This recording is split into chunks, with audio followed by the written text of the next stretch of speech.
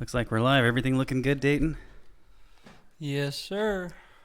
Excellent. Talkness Monster podcast with Ken Lipp. And I think on your profile I just wrote journalist, but we can't describe Ken Lipp purely as a journalist, right? Sure, you can. I honestly, most of the time, I don't say journalist anymore because it seems a little bit pretentious to say it that way. I used to be really adamant about it, but I usually just say reporter now. Yeah. And we've got some Two-Town Cider House cider, and I totally bought Pacific Pineapple. I probably would have picked something different. It's delicious. Oh, as long as you like it, man. It's really hey, good. if you can, just get a little closer to the mic. Yeah, that's sure. just a little nicer. That way everybody can really hear you. How's that? You think that's good? Yeah, and it matters whether you speak right into it. Like a lot of people will kind of talk to the side. It's like, well, you had it all set at these angles, so I thought it was supposed to it's stay not. like Oh no, you got to move it for you. Okay. Yeah, I did. You can move it wherever you need to move it. But like Dan came on, we had Dan Hasselshort on, and he's like, can I stretch it all the way out? And it was like, he's like, you don't have to tighten these usually unless you stretch it all the way out. It can't support its weight fully. Okay. All the way out stretched, and it's like the one thing. If I really get you on, I'm just gonna grab it and start walking around with it like that. Yeah, just rip it off. Whoosh. I want to bolt them into the table, but this isn't my table, and it's a very nice table. So, anyway, man, I'm glad to have you on. It's been you helped me kind of get it dialed in at the beginning. You came in and we tested it out. I'm like, I need to have you actually on. We've talked about it for a while too. I mean, ever since I got here, you've been talking about doing some kind of podcast format. Yeah, and I'm really stoked. It's a ton of fun, and it's just, I've been wanting to do a podcast for a super long time, just having the right space. And so thankfully, Jeremy Burke at the News-Times let me use the meeting room at the News-Times. And so don't come here and hunt us down. Right. Yeah. So I wanted to talk a little bit about you because you're a journalist at the News-Times, and you came to the paper just before the pandemic, and you have a really interesting history. Tell us about how you started. Like you had this in New York, right? You were in New York doing. So yeah, I was in I was in New York for several weeks, and also in Washington D.C., connected to the Occupy movement. So I'll try to make this story really short, but if people aren't familiar, there was a protest movement in the fall of 2011 called Occupy Wall Street. It was actually called some other things when things were kind of coming together, but most of it had to do with people, so oversimplification, upset about the bailouts. The banking industry bailouts, and the fact that the financial crisis that was there on the sort of the cusp from Bush to Obama's presidency. That was the 2008. Ended up, it was the middle class and other the have-nots that were hurt in that as is typical. So, I mean, one of the interesting things about Occupy Wall Street is that there wasn't, I'm kind of struggling to frame a narrative for a bunch of other people. And, there were so many people there for so many different reasons. And honestly, I was more there interested in issues of transparency and the U.S. military-industrial complex, surveillance. And so for me, in a lot of ways, it was a nexus of capable and in some ways like-minded people. I was also there sort of connected to a new romantic relationship. So Okay. it was a formative time in my life. So I didn't help organize Occupy Wall Street or anything like that. I was there when we call it a protest first started on September 17th, 2011, when as a couple dozen to maybe as many as 100 people started camping out in Zuccotti Park in Manhattan, just a couple of blocks away from the Ground Zero site where they're building the Freedom Tower, where the Freedom Tower is built now. And I was there for a couple of weeks, and then I went to DC when they started a camp there. And one of the problems I found myself faced with being involved with activism was that one of the things that I was most interested in is understanding things as well as I could and explaining them to people. That's what I mean. When people ask me what I like to do, that's what I say. I like to explain things. And an activist community, an organization, or these like-minded people getting together have a tendency to not like it for you to necessarily disclose everything that's going on. Mm-hmm. Not necessarily talking about things that are nefarious, or even if they are, it's just your energy is supposed to go towards furthering a cause. And so that kind of turned, I was never a very good activist, I think, for that and other reasons. I'm also not, I've never been somebody to go canvassing door to door for a political cause or anything like that either. But I did become interested in writing news. And previously, I studied to be a scientist and a historian, like a humanities, a scientist. You had an interesting background with your school too. You went to a kind of an alternative school. I went to a fine arts high school in Alabama. It was a public school. You had to audition to get in, and I was in the theater department. I was a horrible actor. I was terrible. I memorized my monologues on the way to the audition. At that time I was in 7th grade at a public school, and I hated it. And my teacher hated me, and I really wanted to get out of there. And they just didn't have any guys auditioning for the theater department, and I was made to understand that all you really had to do was audition, and that seemed to be the case because I know I didn't do a good job. Yeah. Didn't you do lighting or something? I ended up doing, as part of I wasn't there as an actor, but I was in some shows, but I was never cast in, for the most part, wasn't cast in anything big, and I ended up doing a lot of the technical theater aspects. Like I liked the building sets. I liked doing the lights and that kind of thing. And after I left ASFA, I had in the summer that last year been working on something, call it summer stock. It's like summer season of theater. Had been working on some shows at the Alabama Theater, a historic movie house that turned into a live playhouse in Birmingham, Alabama. And got a good relationship with the technical director there. Started doing an awful lot more shows, and ended up being there for a few years and kind of teaching myself to do more lighting programming and set up lights. So I ended up being the lighting director there at the Alabama Theater. And so I did lighting design and hanging lights, and then running the computerized board during shows, not always coming up with the designs myself. Sometimes somebody comes in with something they want you to execute. Computerized board for the lights. Yeah. Wow, that's cool. That seems like it'd be pretty fun, actually, to mess. You fade them in and out and change colors, and there's different sections or individual lights for each button for each individual light, or what? Right. So it's more like you'd go through a process where you would. It's some of it's different now, but you'd go through setting all the levels of the lights and which lights were going to be on and have which color gel inside of them.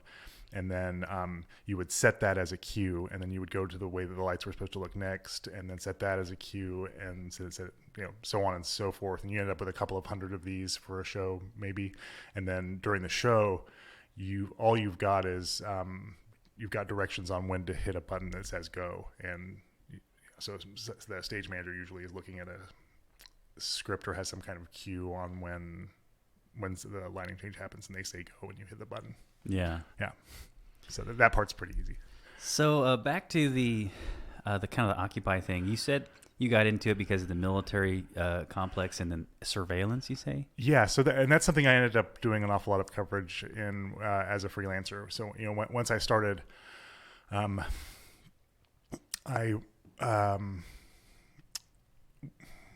really got started with a blog that was. I had done some other writing.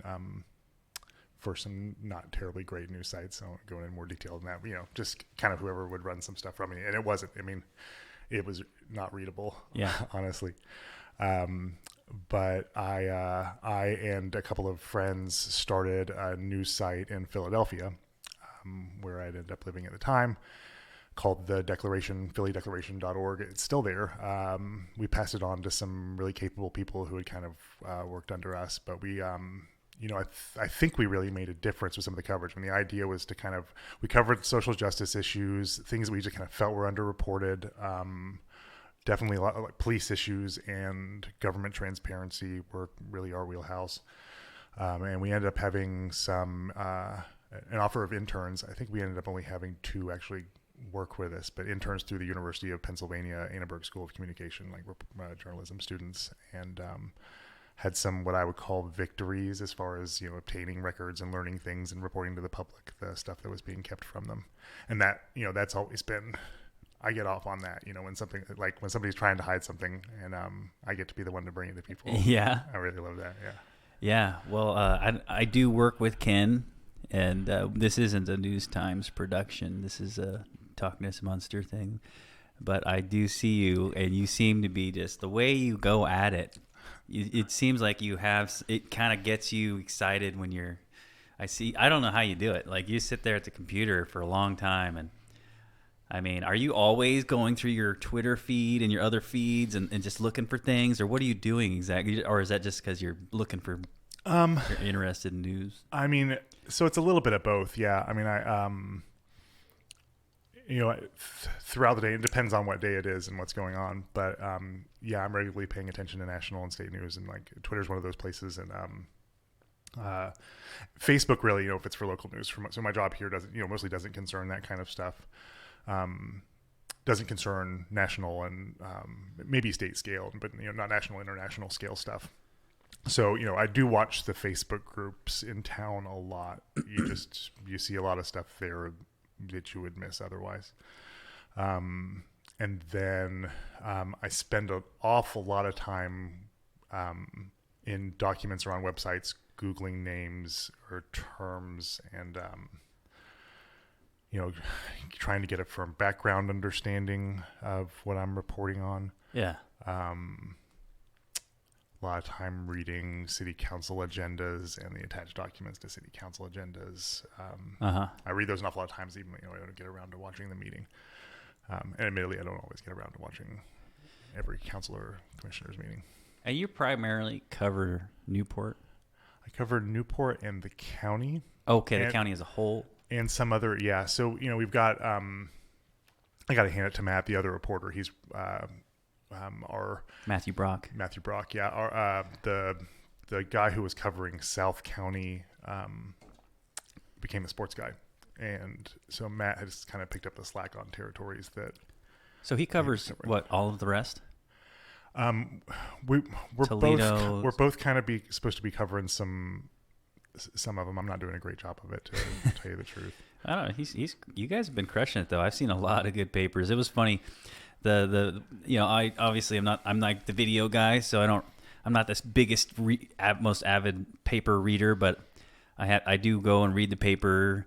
I have to kind of make myself sometimes, not because I don't like it, but I kind of know what's going on a little bit too much, I guess. So it's like a little less juicy. But like this paper, everything on it was hilarious because it was like everybody was stealing cars and dying and blowing things up or whatever. I can't remember.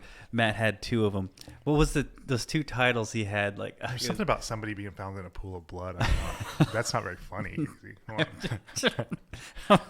not gonna lie, man. Like it is funny. Like I mean, you look at the paper. Of course, it's not funny people dying in pools of blood, but the headlines were all bad. Oh, he didn't die. No, he didn't die. He was just he was unconscious in a pool of blood, or I can't remember if he was necessarily unconscious, but. I mean, but it does seem like with whatever's happening in the world and in the county, that violence seems to be escalating a little bit. I'm not sure. Is that your point of view? I would say it's not. You're basically just asking me to guess, but there are some overall crime is down. Okay.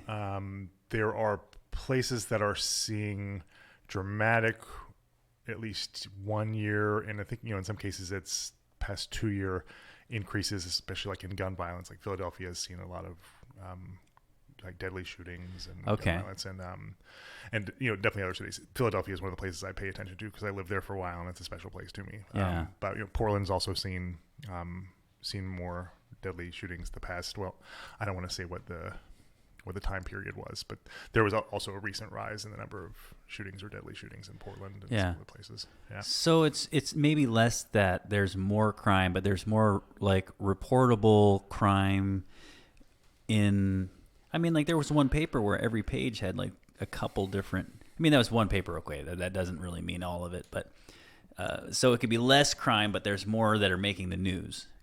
Yeah. It's really hard. There's a lot. There is an awful lot of, there are a lot of filings in the criminal justice system. That's for sure, in the local criminal justice system. And it's not always easy to determine what goes in the paper or when you're going to do it in the paper. I think that, we have decided recently to do more. We've explicitly decided to try to come closer to, not to getting everything, but that rises to a level that honestly is kind of arbitrary. You can't say we're going to report everything that's a felony or over, because sometimes you can't really report the story very easily because there's not a narrative of law enforcement or the state's case available. So you just kind of know there was a crime and a vague description of the crime, and that's it. And who? If even a vague description, it'll be who and what they're charged with, and sort of the basic premise for the crime. Yeah. Basic premise for the charge that comes in a document called an information. But the only time you get a narrative is if this is just typically going to be associated if somebody is incarcerated after they're arrested and then they are booked into the jail. They need to have probable cause to hold them. And so it requires an affidavit of probable cause be filed in the circuit court. And so in those cases, that affidavit of probable cause is usually available. There's some cases where it's not. Sex crimes, to protect the identity of the victim, typically there's a protective order issued and you can't see those. And some other cases. So yeah, and sometimes, it's really serious crimes end up, or it'll be in a secret indictment. So there'll be an investigation going on for months and months and months, and then somebody's charged with a couple of dozen serious crimes, but under a secret indictment. And then again, it'll just, once the secret indictment is made public and is no longer secret, it's just going to list the names of the crimes and usually something about like the date.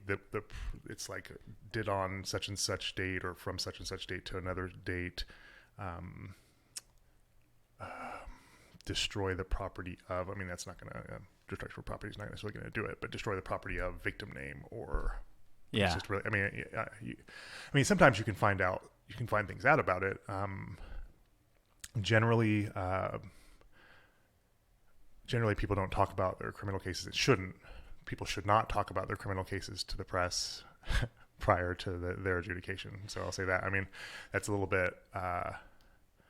That is contrary to my interests in some ways because I want information from people. But yeah, it doesn't generally serve them well. Is that it? Yeah, shut up.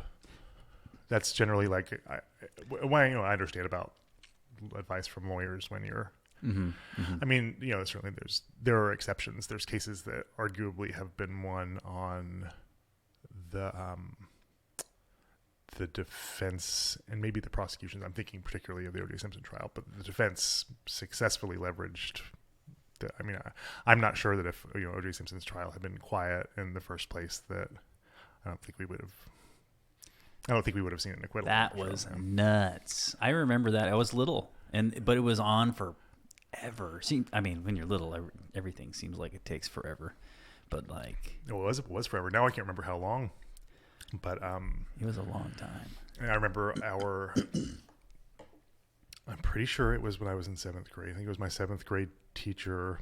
I know it was Miss Gary, Nancy Gary, who wheeled the TV to the front of the room and played the verdict while it was going. I don't remember having a strong opinion one way. I didn't watch the trial closely at the time. Yeah. I don't remember having a strong opinion one way or another about whether or not he was guilty. I remember it seeming like so unknowable, like that this is just this thing that like and almost arbitrary. Yeah. Like I wouldn't have described it as a circus at the time, but it really seemed like it's just this spectacle. I'd never seen a trial like that. And so I also watched, I remember I came into the den, and I can remember my mom and dad were watching television, and they said that there's a like low speed chase with the Ford Bronco. They didn't give me all those details, but when they initially went to arrest OJ, he tried to drive away. he was driving around for a while. I can't remember all the details, but he it seems like maybe now somebody was driving him, maybe. Yeah. But he was in his Ford Bronco, and the police and news choppers just followed him around for I think hours on the freeways and like just driving around town before whatever happened. Now I can't remember the. Yeah, I don't know a lot of those details. I just remember the glove, the bloody glove. And then. Yeah. I think that's all I really remember. Yeah, and they say that that's one of the. So it was a big mistake, because it was the prosecution asked OJ to put the glove on, and that I've seen sort of this experiment, like somebody gives you a glove, even if it might regularly fit you, you can contort your hand, hold your hand in such a way that it's impossible to get the glove on. I mean, oh yeah, totally. It was just kind of a stupid move. Is that what happened? He like contorted his hand and he couldn't get it in. I can't say that's what happened. Oh yeah. That was his fucking glove. He did it. Yeah, he did it. I can't believe he got away with it. I mean, that's like one of the best examples. I'm going to say best, like it's positive, of like somebody getting away with murder, right? And he didn't. Ultimately, he didn't really get away with it. I mean, I'm not saying he got the consequences that he deserved, but. I mean, he was allowed. So let me retract that, because he did get away with it, and he had his freedom, and that's for years and years and years he had his freedom. So that's true, and I guess he's back out again now, and has been for. He got back in. He went back in. Yeah, he. I think there's actually another case besides this one, but yeah. So now I can't remember when, but. Wasn't it for like stealing something? He went into a hotel of somebody who had a bunch of his like sports memorabilia, armed with a shotgun, I believe, and robbed him of it. Like claimed, I think he claimed his lawyer said it would be okay for him to do it, but yeah, he went and. Man, it's like stuff. Dude, you can't do stuff like that, man. Like I don't care if your lawyer told you could do that. Like you need to. Yeah, you need to look at the calendar and see what day it is, and I don't know. Yeah, I wish I could remember the details of that better, because it's a podcast and it's a funny story. But we should have Dayton. We got the Daytonator. Dayton, look up the Simpson hotel robbery. I think is probably what you want. Yeah. So he also had that the really big wrongful death suit by the parents. By Ron Goldman's. Am I getting the name right? See, that's it's another sad thing. There's another like all this tension around Nicole Kidman and the other victim. Nobody really remembers that well. I think it's Ron Goldman, right? Okay. Well, I just don't remember that much. Dayton, Ron Goldman. All right. State of Nevada versus Orenthal James Simpson. Prosecuted in 2007/2008. All right. Bruce Fromong. That's the guy? Yeah, that he stole the memorabilia from. Yeah, it's like a collector. So see if it's Ron Goldman that is the name of his other victim. Yeah, Ronald Goldman. It is. Okay, good. I don't feel so bad about it. But I remember, that was... Man, these pineapple actually aren't bad. It's really pretty tasty. Got these at Grocery Outlet in Newport. Say hi to Donna, because she's awesome. Yeah. So read us the narrative of the incident. All right. So anywho, on the night of September 13th, 2007, a group of men led by Simpson entered a room in the Palace Station Hotel in Las Vegas, Nevada. Bruce Fromong, a sports memorabilia dealer, testified that the group broke into his hotel room and stole memorabilia at gunpoint. 3 days later, on September 16, 2007, Simpson was arrested and initially held without bail. He admitted taking the items, which he said had been stolen from him, but denied breaking into the room. Simpson also denied the allegation that he or the people with him carried weapons. Bail was later set at $125,000. And he was convicted and sent to prison for it. Yep. Yeah. Does it say how long? You say? 100. He was sentenced to 33 years in prison for parole in 9 years. He was released October 1st, 2017. Oh, crapola. Yeah, so he was in for 9 years. I mean, that's... Oh, he got out at the lowest possible length of his term. Yeah, that's pretty typical. Is it? Okay, I don't know how any of that works. Yeah. That's what I like about you, Ken. You have a much better idea how all of this stuff in the judicial system works than I do. So everywhere they're trying to get people out as quickly as they can in a lot of ways. I mean, there are a lot of people that they are dragging their feet on. And I've got to tell you, I'm an advocate for, to put it very lightly, incarcerating less. But yeah, sure. So that, that's something they've got to do to keep prisons populations from absolutely overwhelming them, especially places like where I'm from, Alabama, which has got the worst. It's like something like twice their capacity that they're running at. Horribly violent, fearful, torturous places, or Alabama prisons. And they're privately run, I'm guessing. No, they're still run by the. They're run by the state. I thought. As are the ones in Oregon. Serious? Oh, Oregon's are run by the state. Yeah. Because I think I saw, because I used to watch John Oliver, not as much anymore, but they had this whole thing on privatizing prisons and how it was not good because it was all about the money or whatever. It's really bad. Yeah, there are privatized prisons, and then the big private prison industry is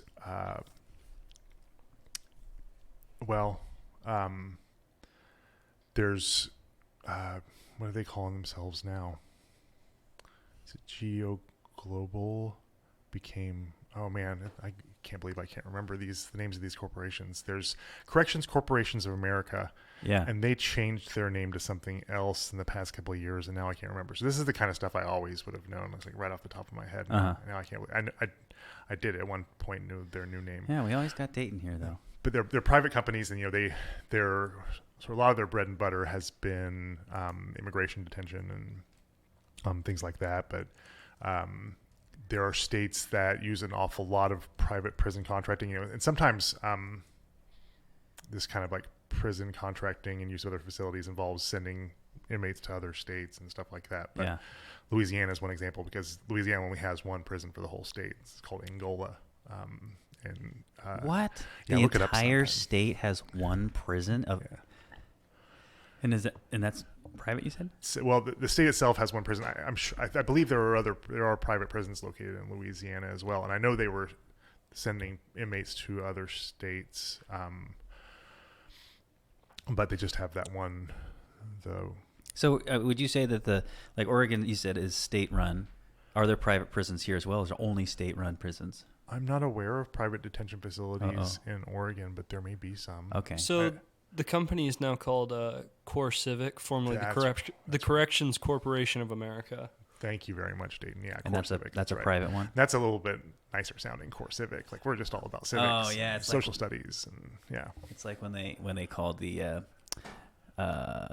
Patriot Act, right? Yeah. I mean, totally separate thing, but let's name it something that makes it seem cool, and it's totally. Or when they named Greenland, totally it's been going on for a long time. Like Greenland. Yeah, Greenland was named that to try to get people there. Oh, that's why they named it Greenland. Yeah. You're blowing my mind, really? Yeah. And it's like totally not green. It's very, very not green. No. Yeah. Although it could warm up and be the next California. No. Probably not. Not even? Come on. I'm thinking like the positive side of climate change. Well, at that point, everybody's dead. So like very, very Yeah. dead. Like we've been dead for a while. Like the one side of the toast is black, and then this one's just right, just the bottom crust. yeah, we'll just end up in that little sliver. I mean, certainly the Earth could go through massive climate change, and there end up being habitable portions of it afterwards.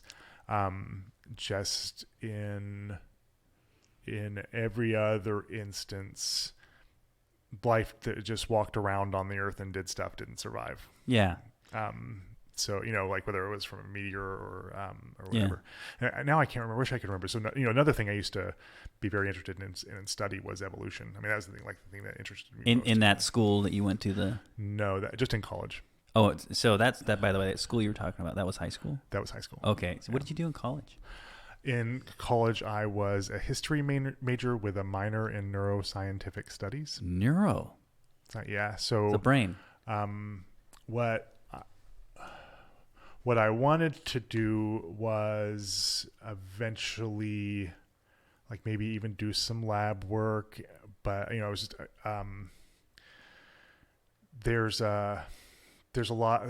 especially in evolutionary studies, there's a lot of it the interdisciplinary. Actually, it's in any field, there's going to be an interdisciplinary way to approach it. But, I was interested in the historical context, in the philosophy of science, and the philosophies behind cognition, or more philosophical explanations for cognition and thought and consciousness and those kind of things.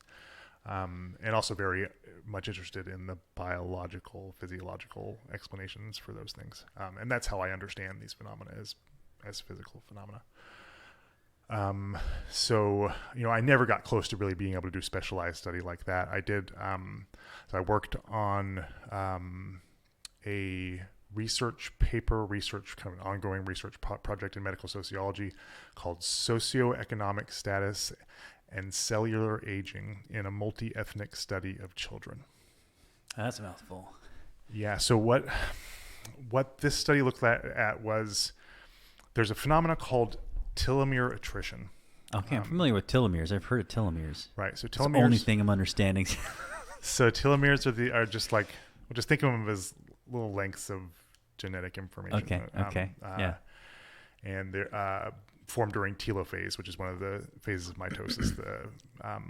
The phases of a cell, one cell becoming two. So it's there's actually subphases, but it's Professor met Anna on the telephone. Prophase, metaphase, anaphase, telophase. Telophase is the point at which the cells separate and completely separate. Replicate? Separate, replicate? Or? Well, so they I can remember the sketches, but the genetic material replicates and relocates within the cell, and then the cell divides, and there are two cells. And that's the really, really short version of it. Okay. There's that gets there's a much more granular level for that, but yeah, but telomeres though. So that it's not a telomere cell. It's lengths of DNA. Yeah. Of genetic information. So that's what's important about. So when cells divide, they lose some genetic information, and that occurs in the telomere.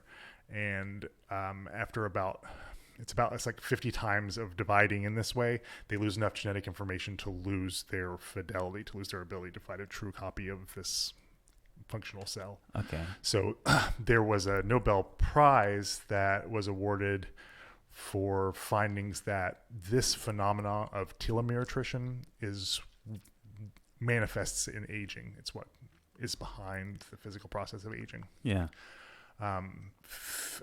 Lack of telomere attrition is associated with cancers. With when cells don't die, you have a tumor.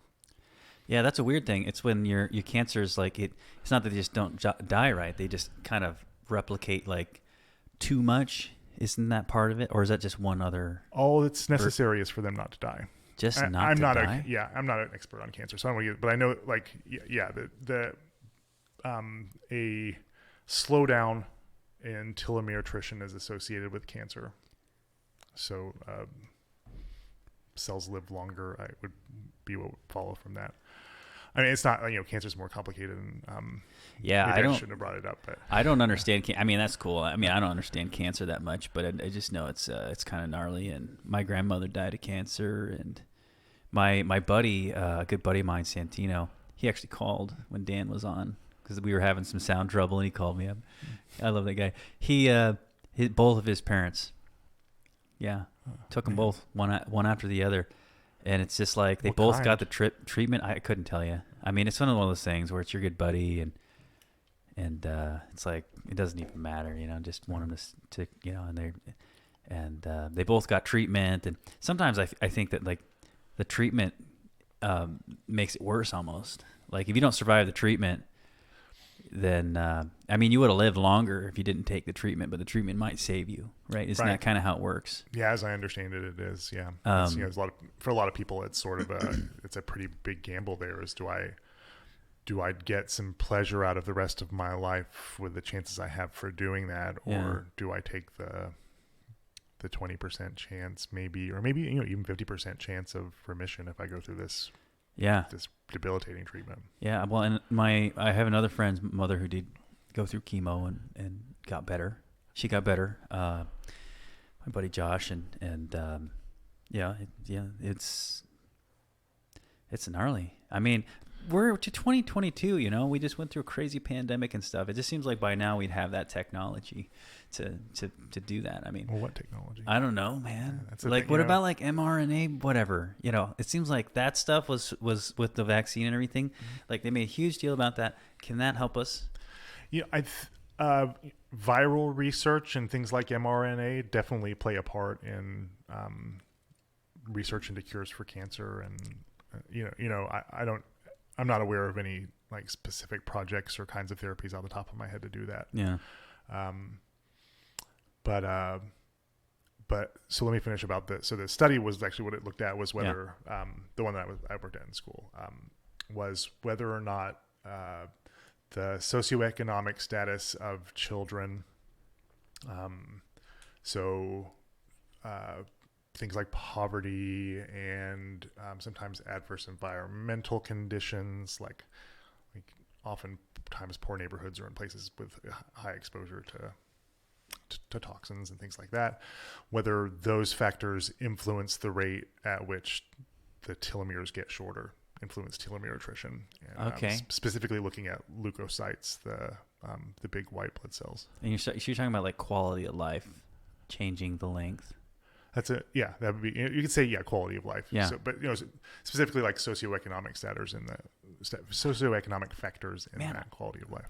I mean, it seems like I read this book. It's Mind Over Medicine by Dr. Alyssa Rankin, and it was cool because it was like she, what is that physician that does, I think births and babies, or what do they call that? Oh, obstetrician. OBGYN. No. Oh yeah, she was that. Yeah. And it was all based on like, this is the hard science. No, just, woo woo. I don't know why, but it's like hard for me to say woo woo. Like I said it right there, woo woo. But like no woo woo. But we're gonna look at the real stuff. So they talked about the placebo effect at length and everything they had in the book. I own the book. You can look. I can let you borrow it sometime if you want. But everything is cited in the back. They talked about the placebo effect, the nocebo effect, and they talked about stress. And I think that the bottom of what you're saying, at least what she's saying in the book, is that the level of stress you have, releases those stress hormones. I think it's like cortisol, epinephrine, or is that the good one? Epinephrine. Well, no, I think that the release of epinephrine is harmful. Definitely. Like, any of the stress. I'm not sure if there's like a good one. Well, there's the relaxation response she talks about. So the opposite. So playing some music or painting. She talks about it. She even talks about like getting laid. Like she always, it's so funny how she talks about like how she. That's dopamine. Oh, is it dopamine? Well, it just came to the top of my head, but yeah, that sounds right. Probably dopamine, but just doing these things that create this relaxation response, because we spend so much time in this stress response that we're not supposed to in the wild, like you're supposed to do that temporarily. Mm-hmm. And then as humans, and I do it, where you spend all day thinking about this thing you said or thing you did or something that's happening. Yeah. And that has something to do with, because there's these folks she mentions in the book that they're like this Italian family that drinks lots of wine, eats lots of white bread, but their rate of heart disease is really super low, like unusually low, because heart disease is like one of the main killers, right? At least it used to be. Yeah. And why is theirs so low? Well, their stress is because they're doing all the things you're not supposed to do, like eating all the pasta and the bread and drinking but they just weren't, what was it? And it's community. Like you get this the positive feeling of not aloneness, being with your friends, your family. There's this other movie. It's called Happy. Have you ever heard of it? I have. Yeah, I've only seen it once. I kind of want to see it again, but it talks about some of the same stuff. My grandmother's from Okinawa, Japan. That's one of the blue zones. I've been there. And man, yeah, the people are super nice. Not like everybody's nice, but they're also like primarily Buddhist there. So they all have kind of this different outlook on whatever. Is the hormone oxytocin by any chance? Oxytocin. Oxytocin. That's got to so be. It's She does mention oxytocin. Strongly associated with like the mother-child bond too, and you got this magic hat of a brain. I didn't know why it's just like you pull it right out of your brain. I kind of thought that's what you said at first, but no, I never heard it. Epinephrine. I said epinephrine. So there's several chemicals. I always get them all mixed up. Yeah.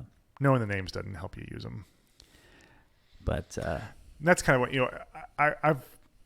What you're talking about doesn't sound like that. There are physicians and that kind of write self-help books and do seminars that talk about medicine as if it is something as just a matter of positive thinking in this real magical way. And those, I've always been pretty strongly turned off by that. There's a guy, what's his name, Dr. Bruce Lipton, that does this. But that doesn't sound. I mean, definitely when it comes down to stress response and blood pressure, all of those things. We could all chill a little bit more and definitely find some community. I totally get what you're saying though. I mean, I think like Dr. Oz is kind of in that category of kind of the I can't remember it. I've actually tweeted about it. He could probably look at my Twitter timeline. But so one of the things that I used to do, so in this freelance period between being in New York and then starting this blog, and I started doing some freelance. The first big place I did it for was the Daily Beast, and it was a story about a teenager that had been beaten up during his arrest by a bunch of LA cops, and so I did a lot of work with them and had a couple of big stories, and then had a really big story about a facial recognition system in New York City in the Intercept. Worked with this like a local news site in Philly that I like a lot called Billy Penn. Wrote for the Spanish language daily in Philadelphia, Aldea. It was like the Latin American English language daily, not the Spanish language daily. Places like that, and then do you speak Spanish? I don't. No, I'm not conversational in Spanish. No, I didn't write the Spanish part for the paper. Oh, okay. Like I'm just like, how the hell like people ask me to do things in Spanish, and I had to start saying no because I do not speak in Spanish. Don't understand that. I mean, part of it was just that. Well, I was connected to people in the journalism community in Philadelphia and interested in communities like that, and just wanted to write for as many people as I could too. So you gained a ton of experience, and you're a great writer. Oh, thanks. You didn't. Now you went to college, right? But you didn't go to college for writing. No, my major was technically history. That's still similar though. You do writing for history, don't you? Like you do a lot of writing for history. So that still counts as history is awesome. I love history. Yeah, absolutely. I wish we had like more of a little bit in a school. Like let's do more history and less algebra 2. Yeah, or maybe everybody doesn't have to learn algebra 2. I don't know. We definitely could do more to help identify what kids enjoy. But I don't think subject matter. I think subject matter would be. Subject matter would be easy to tackle, and letting kids learn what they want to learn would be relatively easy to tackle if you didn't have all of these other reasons why it's difficult to learn. that, I mean, things again like poverty and violence at home, or I mean, sometimes it's mental health issues. It's education is difficult, and I've always kind of I felt like the model that the Western world teaches kids to hate learning an awful lot. Yeah, absolutely. It's kind of a very abrasive process a lot of the time, it seems like. I mean, I know for me, it really just varied whether I had a good teacher or not. It's just like all the difference. Yeah. I did have a good experience with a teacher in middle school with math, and he was a great teacher. He played classical music in the background, and he tried to use humor, and he did it pretty well. He'd always refer to our hands. Grab your grubby little fingers and grab your pen, or whatever he said. He was great, Mr. Harmon. Yeah, I loved school, kindergarten through second grade. Loved it. And then I had a teacher in third grade. It was right when I moved to Birmingham from Huntsville, Alabama, and she didn't like me. She thought I thought I knew everything, and when I was in third grade, I was already like that. So, but I was pretty sharp for a third grader too. Yeah. But yeah, but she would like tell me so, like humiliate me with like, Kenneth thinks he knows everything, and I'm like fucking 8. Like, come on, lady. So I hated her class, and I hated my teacher the next year. I hope they're still alive and can hear me right now. If anybody knows Mrs. Palant or Miss Bennett, they've made me pretend to be sick so I didn't have to go to school. That's like those kind of teachers. My school experience was kind of like that too, except I ended up just not liking school so much that I've gotten to my current position of working full time and doing online school. Yeah. I tried to drop out and get my GED. My parents wouldn't let me, but that's what he's doing. What Dayton's doing is really unique. Working full time and just doing online. I don't even know like how that's even a thing. Like, but it's awesome. Yeah. Yeah, I think online school is great. Definitely if what you're trying to do is complete a level of certification. If you're trying to get like, I'm trying to have my GED, or I'm trying to have an associate's or a certification in something. Attending a college on campus or attending a college is really, it has a different purpose than what you're doing online. I mean, I'm not saying there's no intersection between the two, but yeah, school, it's education. School, that's a subject that I do think about often. There's a few different ones that always plague my mind. Like before you go to bed, and you're like, you stay up way at night and think about education. Nah. I guess that's not a good example. No, me too, man. What's that? But I do think about construction excise tax for the school district. It's just it's got me tossing and turning. Don't get me started on Newport people with their school. See, I'm in high school still, so the high school relationship in the county, just in general, is horrible. High school to high school? Yeah, we all really dislike each other. Like, isn't that normal though? For high schools to kind of be rivals. Who's we?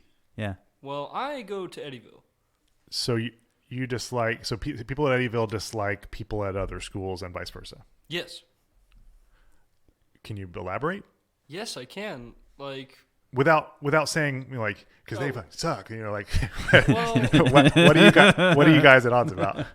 Everything, sports, just our general ideas.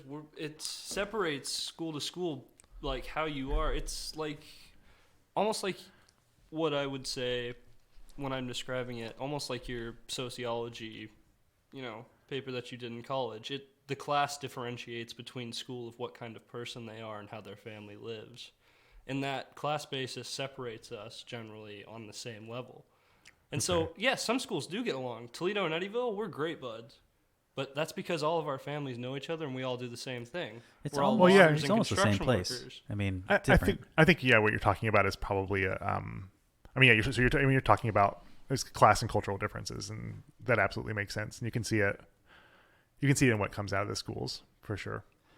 I don't think it's unique to Lincoln County. I've also, I've never really covered schools before. I've written some kind of stories about schools, and I'm supposed to be doing that too. And there's a bunch of stuff here and Jeremy may not like me saying it, but that we're not doing enough of, that we don't really have the resources for. Or I know in some cases it's ways that I could use my time better or different.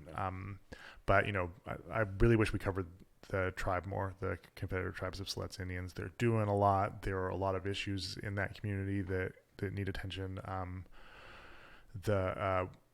We don't get enough coverage of Siletz in general. Really, I'd like to see us do more stuff from the North County, and Wellport doesn't get covered enough.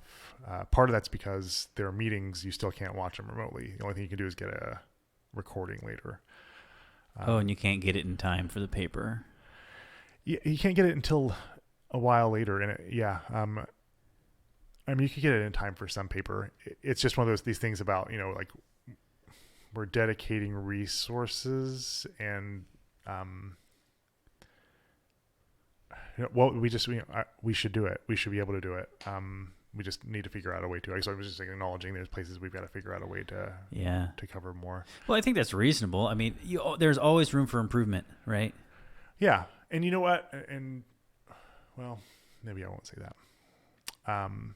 Start talking smack about your own workplace. Well, no, That's my workplace too. But what I was going to say is that Yachats News does a good job of covering the South County stuff. I think that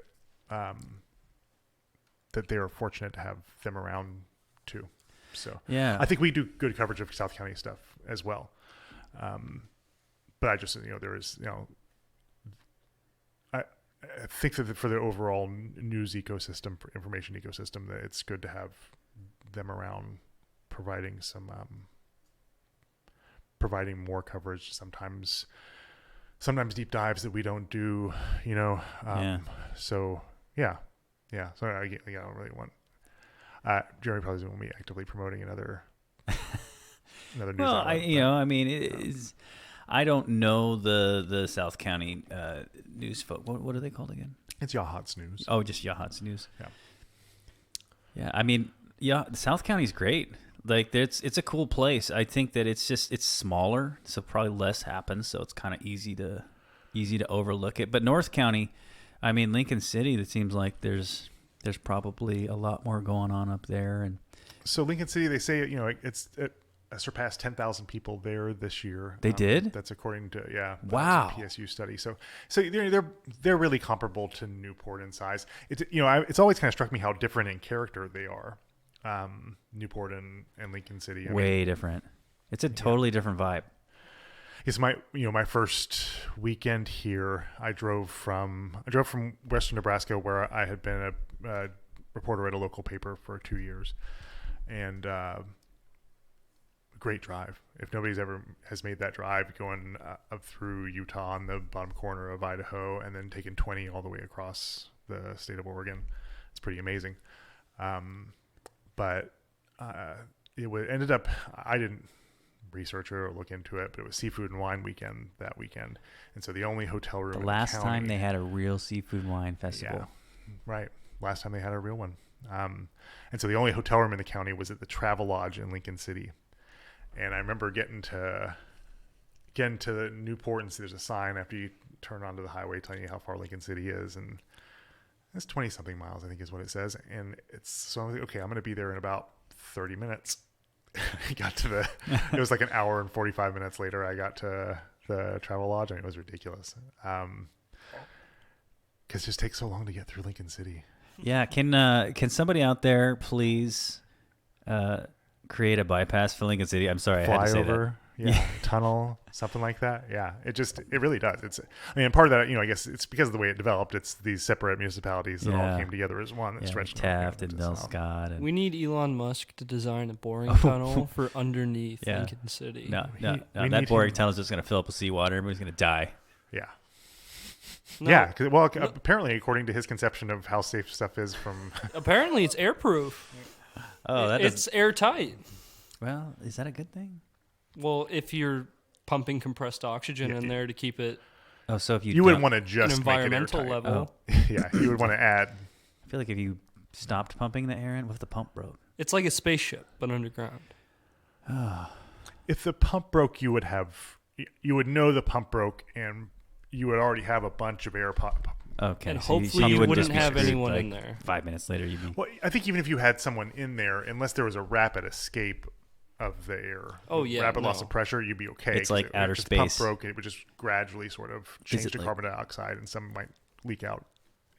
A vacuum of space, of air, like space. Yeah, like a black hole like teleports into the tunnel. So space is not a vacuum. By It's the not? way. It's just that the matter is spaced very, very far apart, but it's not. I mean, there is matter throughout. Like No way, dude.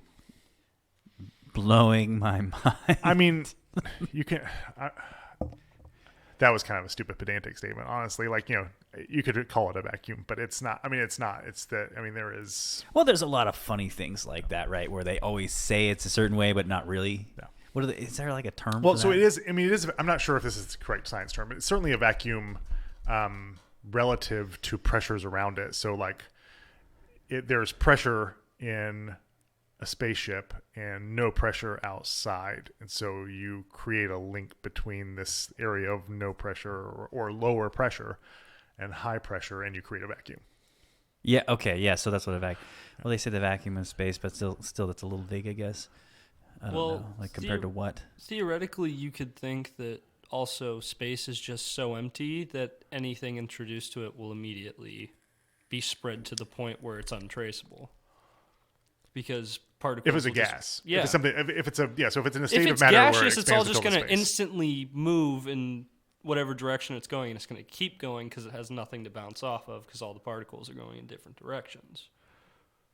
Right. Yeah. Whatever force was exerted on it before is going to keep its direction moving. Is that also why it's so cold? No, there's just no heat. It's just you're just so far away from anything. That's why space is cold. Well, it's not always so cold.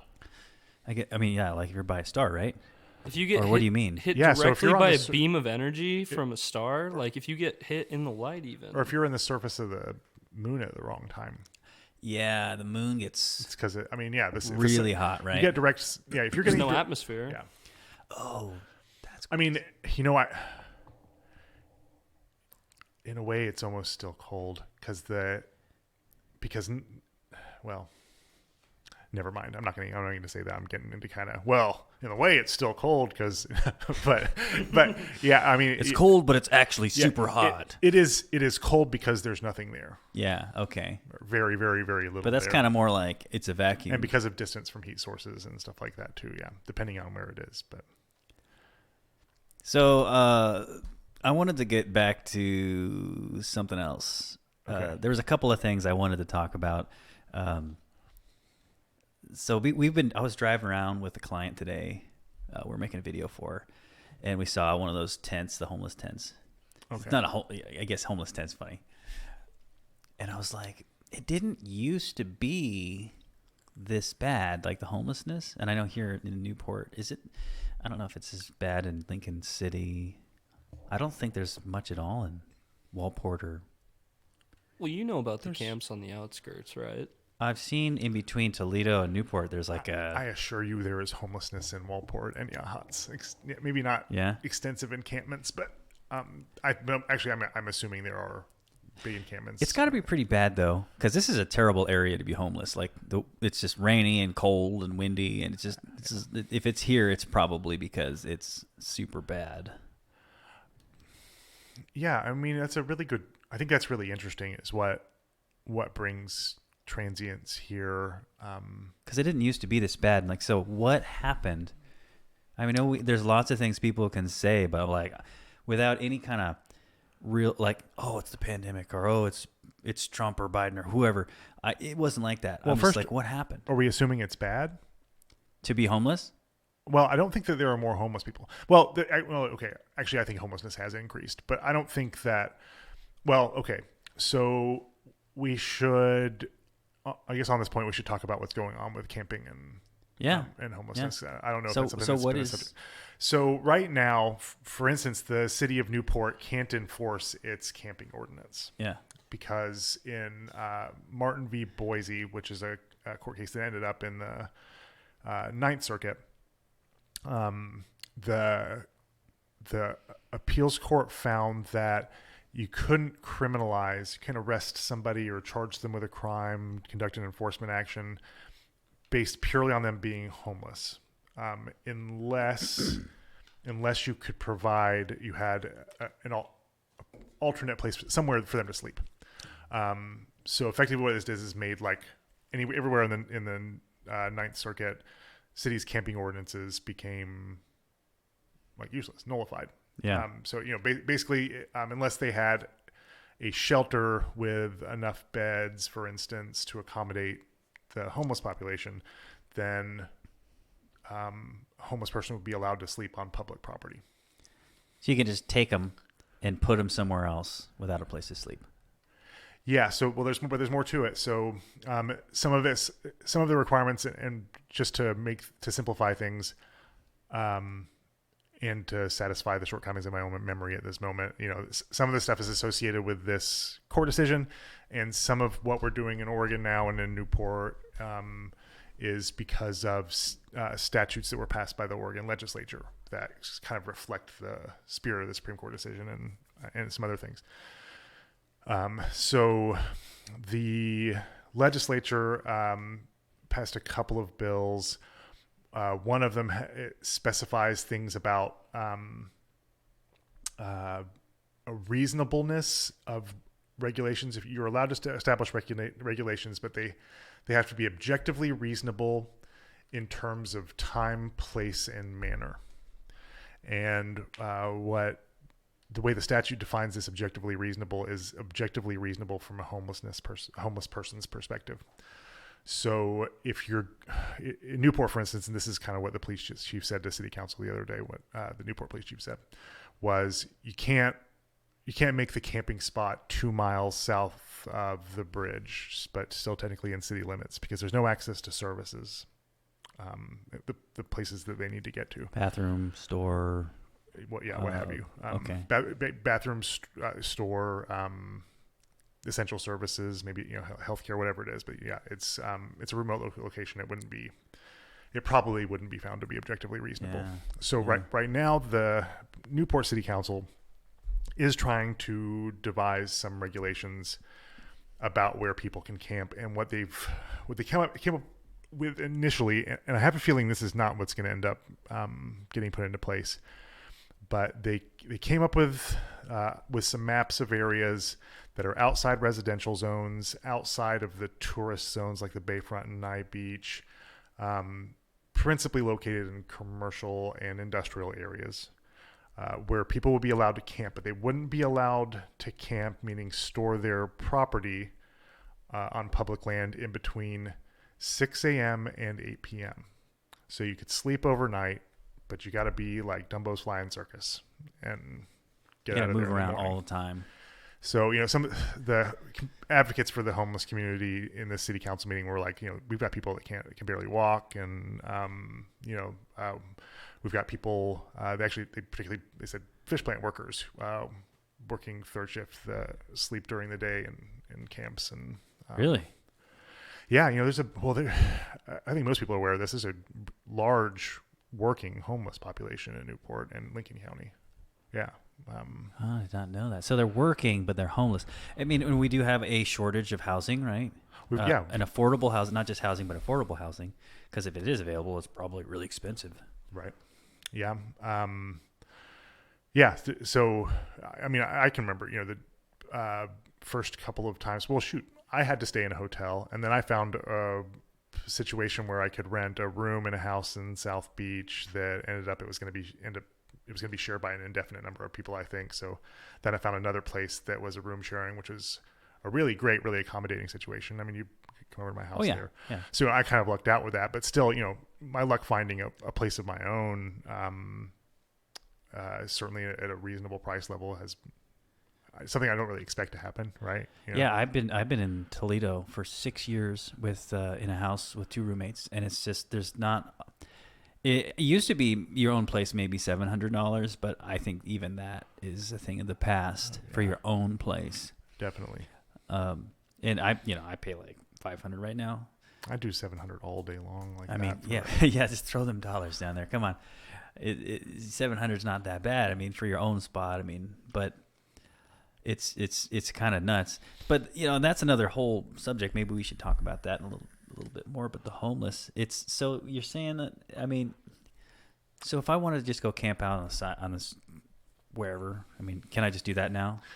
I mean, just to make a point that it's public right away, and there would be. So there are other laws that could be broken in the course of doing the camping that they could take enforcement action for. And so if it's a dirty campsite, then it could be found to be a public nuisance, a health hazard, and then they can they're required. So under state statute, I'm going to get this wrong. I think it's that they increased it to 72-hour notice. So you have to give notice that they're going to clean up, and it's either 48 or 72 hours under the new law. Okay, so they're giving them 2 or 3 days or something, and then they have to store the stuff for 30 days. So, and that's unless it's like it can be clearly deemed to be junk, and they have to come up with policies for that. But they're keeping most of the stuff that's not clearly garbage because they don't want to be in the position of deciding what's somebody's property and what's not. Yeah. What's valuable or usable property and what's not. So that was, so that's another thing that was enshrined in the state statute. And there's other pieces of that too. So Newport's gonna probably end up having to look at something different. So the issue is that right now, the law they've got is unconstitutional. So they basically don't have one. It is allowed. People can park pretty much anywhere on public property, and without them violating some of these other laws or presenting a danger to public safety. So wait, which part is unconstitutional? The elements of Newport's current camping ordinance are unconstitutional according to the Ninth Circuit's ruling. That they can camp wherever they want. That you can't. Well, the current Newport ordinance basically bans people from camping on public property. Oh, that's the unconstitutional part. It's Newport's current. Well, yeah, and that wasn't part of the court decision. Like, it didn't concern us, but yeah, Newport's ordinance and the ordinances of many cities like it are unconstitutional according to that decision. Huh. Yeah, nuts. So a lot of them have redone it, and Newport's looking. The police chief has kind of modeled the ordinance he's been working with city staff on from McMinnville and Coos Bay. Uh-huh. So it's going to have to be adapted a lot because there's differences between us and McMinnville and Coos Bay, obviously. So it almost sounds like it almost sounds like the reason. Do you need Riley to let you go and take this phone call? It's Dimebag Daryl. Talk to him later. Okay. He doesn't know I have a podcast right now. I should probably tell him though. So obviously the housing shortages seems to be part of it, just based on our conversation right now. For why people are homeless. Yeah, but that can't be the only thing. Because when I first moved here in 2016 or so to Toledo, I mean, I don't know if I ever saw any homeless people here, and if I did, it was hardly. So the visibility of homeless people may have something to do. I guess the reason why I originally brought it up may have something to do with this law that keeps them from being able to move them. Yeah. Okay. So people now are behaving differently because they know they can get away with it, or that they can do that without getting in trouble, or they're not told to move. Oh, so they would have told them to move before. Maybe I wasn't here before. But I mean, I mean, so that's true. Another problem here is you look at the amount of it that you see. Although honestly, it's been a little bit less visible in Newport to me the past couple of weeks. Like there was a spot there going down to the bayfront, like behind the rec center, that had camp for a long time, and it's gone. And there's one in with the little bench. Yeah. No, there's a tent now there. Is it back again? But it's weird. It's like up on the hill, and it's like not flat at all. So it's like, but you can tell there's stuff in it. Oh, I saw that too. Yeah. So I saw a tent back by Frank Wade Park next to the school district offices as well. And there's a lot of people who will camp in the Forest Park area too. They go up in the trails and so the thing is, many people who are homeless, they're trying to avoid being visible. And I guess I say for myself, like I wouldn't want to camp on the sidewalk. I want to be out in the woods, where I could just walk in and get stuff out there. So that was one of the problems that the homeless advocates at the city council meeting were talking about is that the planned allowable camping spots that Newport came up with are going to be on main streets or along main streets in heavily trafficked areas. There's also something like one is going to be basically there at that Ernest Block Wayside. Like it's going to be that little diagonal street behind. It's going to be a camp spot? Be allowed. Well, it's not going to be. In these proposed maps, they had that little section of road. I'm not sure which road it is, but it's like a diagonal like this right behind Roby's, comes in like this. Oh, yeah. So the Agate Beach Way. They would prohibit Agate Place. Under this proposed ordinance, they wouldn't allow camping within 100 feet of highways 101 and 20. So it wouldn't be that parking lot or directly off the wayside, but there's some little streets right off there on either side that the street that goes up north of Zabo's and No, I had an experience. Actually, I camped there. Yeah. Right by Roby's, or actually right on Roby's, probably. People have used it for a while. Well, no, I camped there, and it was with an ex-girlfriend, and this is probably like 2010 or 11. And at 2 or 3 in the morning, cop knocked on our window and was like, "Hey, you can't." But he was real reasonable, and he let us say, "Hey, he's like, you got to get out of here, but you can't camp here." Yeah, what are they going to do? Put you in jail? I mean, well, he could have tried to make us leave right there, but he didn't. He said you can sleep and then leave in the morning, but no more camping here. So there's the thing, the Newport Police doesn't have and other departments doesn't have the resources to go around and make people move. It's not. Oh, it's not a huge what department, are they going right? I mean, well, it's shoot, I can't tell you how many Newport police officers there are. I don't know. I mean, it seems like they have a fair amount. I think it's. Let's just assume that it's. I should really know that, but let's just assume it's it's average for its population size. Yeah. Okay.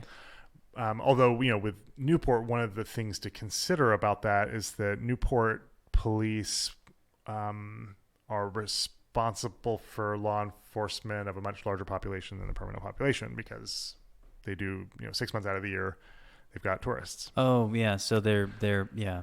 So I certainly think that would be one of the reasons that the department would say that they their time is eat up. It's just enforcing fireworks violations, things like that. Do we have fireworks still in Newport, or that was a Lincoln City thing or a county thing? The city of Newport passed an ordinance that allows them to, in any given year, pass a resolution forbidding their sale for that year or for a given time period. Okay, so we don't know yet then. Right, they haven't done one for this year. Just if it's a bad fire year, then they just say. It's supposed to be that. Yeah, it's supposed to be bad fire weather. That kind of makes sense. So we're really going all over the place here, but but the thing is, with the fireworks is that most of the fireworks people have complaints about, and the ones that are truly dangerous are already illegal. So is that kind of like the gun thing where you take all the guns away, then only the people who have guns are illegal guns? I'm not sure I necessarily agree with it. I mean, I fully agree with that statement. I mean, I know that's an argument, but yeah, I mean, it's so guns build polite society. There's 120 guns to every 100 people in the United States. Did you know that? Well, maybe we need more guns then. We're not polite enough. Maybe let's pour more guns on it. Gun syrup. How are we getting all off topic? Where were we back? Homelessness.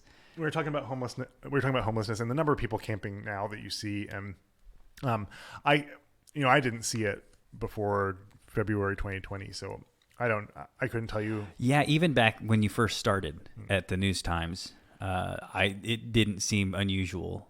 It did seem like that period of time there's been a transition to me. And I don't know if I've ever seen homelessness in Toledo, but they're very polite folk, if you know what I mean. There's definitely homelessness in Toledo. Really? Yeah. Yeah, I just I don't also go to that many places in Toledo. I usually just go home or go to the store, and if I don't see it in those couple of places, then but yeah, homelessness, man. But there's going to be more in Newport for access to services and that kind of thing. Yeah, it's it's at a crisis level, and it's not new that it's at a crisis level. And then a lot of things happened as a result of the pandemic. During the pandemic, the phenomena of these group shelters pretty much just went away. They went because they closed them. They didn't want people going in there and catching COVID or whatever. Yeah. God, that's such. I mean, it's like that's such a catch-22. Yeah, it was difficult on a lot of fronts. People, the overdose rate just skyrocketed during the pandemic. There was a 30% increase from the previous year, from April 2020 to 2021. And talked about lots of reasons for that. Some of it, the isolation, emotional distress, but people couldn't go to AA meetings or drug counseling or any of those maybe some individual drug counseling, but certainly like group meetings that are a big part of recovery weren't there. And also the fentanyl became even more common in the supply over that time period. So fentanyl, that's been around. That's a big thing. And I know, so we did in case anybody who's listening didn't know, we put on a meeting last night, and Ken forum. moderated it for the commissioners forum. Yeah. I did a commissioners forum. I ran it, and Ken, he moderated it, and you did a killer job. Wow. It really did. Like, I mean, you're too kind. You were definitely you're like, oh, I don't know how it's going to be. And I don't know. And then you just killed it. I always think I could have done a better job. I definitely see some things we could have done better with that forum. If that was a subject that I wanted to offer some stuff after the candidate spoke to. It's not really something I can do. I'm not really sure it'd be appropriate for me to do it now. But I just say that, there are a lot of stories in the news about deputies opening a trunk and there being a bag of fentanyl in it and them having to be revived with Narcan. So you would ask them about that? No. What do you mean? What I'm saying, I'm just trying to. That doesn't make any sense that would happen. Okay, a big giant fat bag of. Well, there could be a fat bag of fentanyl, but I could stick my hand down into it. I can stick my hand down into it, and it's not going to make me OD on fentanyl. Okay, I have heard that people think that if it touches your skin, it basically kills you. No, it's not particularly absorptive. Okay. Through the skin. Maybe your eye. But the route of administration, other than intravenous, I think they make suckers actually for fentanyl. It's been around for a while as a prescription drug and a preoperative. They use it for a lot of chronic pain, cancer pain. Okay. They give patches. Oh, okay. And so contact with your skin to get the fentanyl into your system is one means that it gets in. But you put those patches on, 150 micrograms, whatever, and you wear them for 3 days. I mean, it's very slow. It's slow. Yeah, it's certainly not going to be on contact. It also doesn't aerosolize well. I can't explain all of these stories. I'm guessing that a lot of these incidents have to do with panic. The stories about reactions to encountering fentanyl, but I do know that physicians, and especially those that specialize in this sort of thing, told me time and time again, this is not something that makes sense.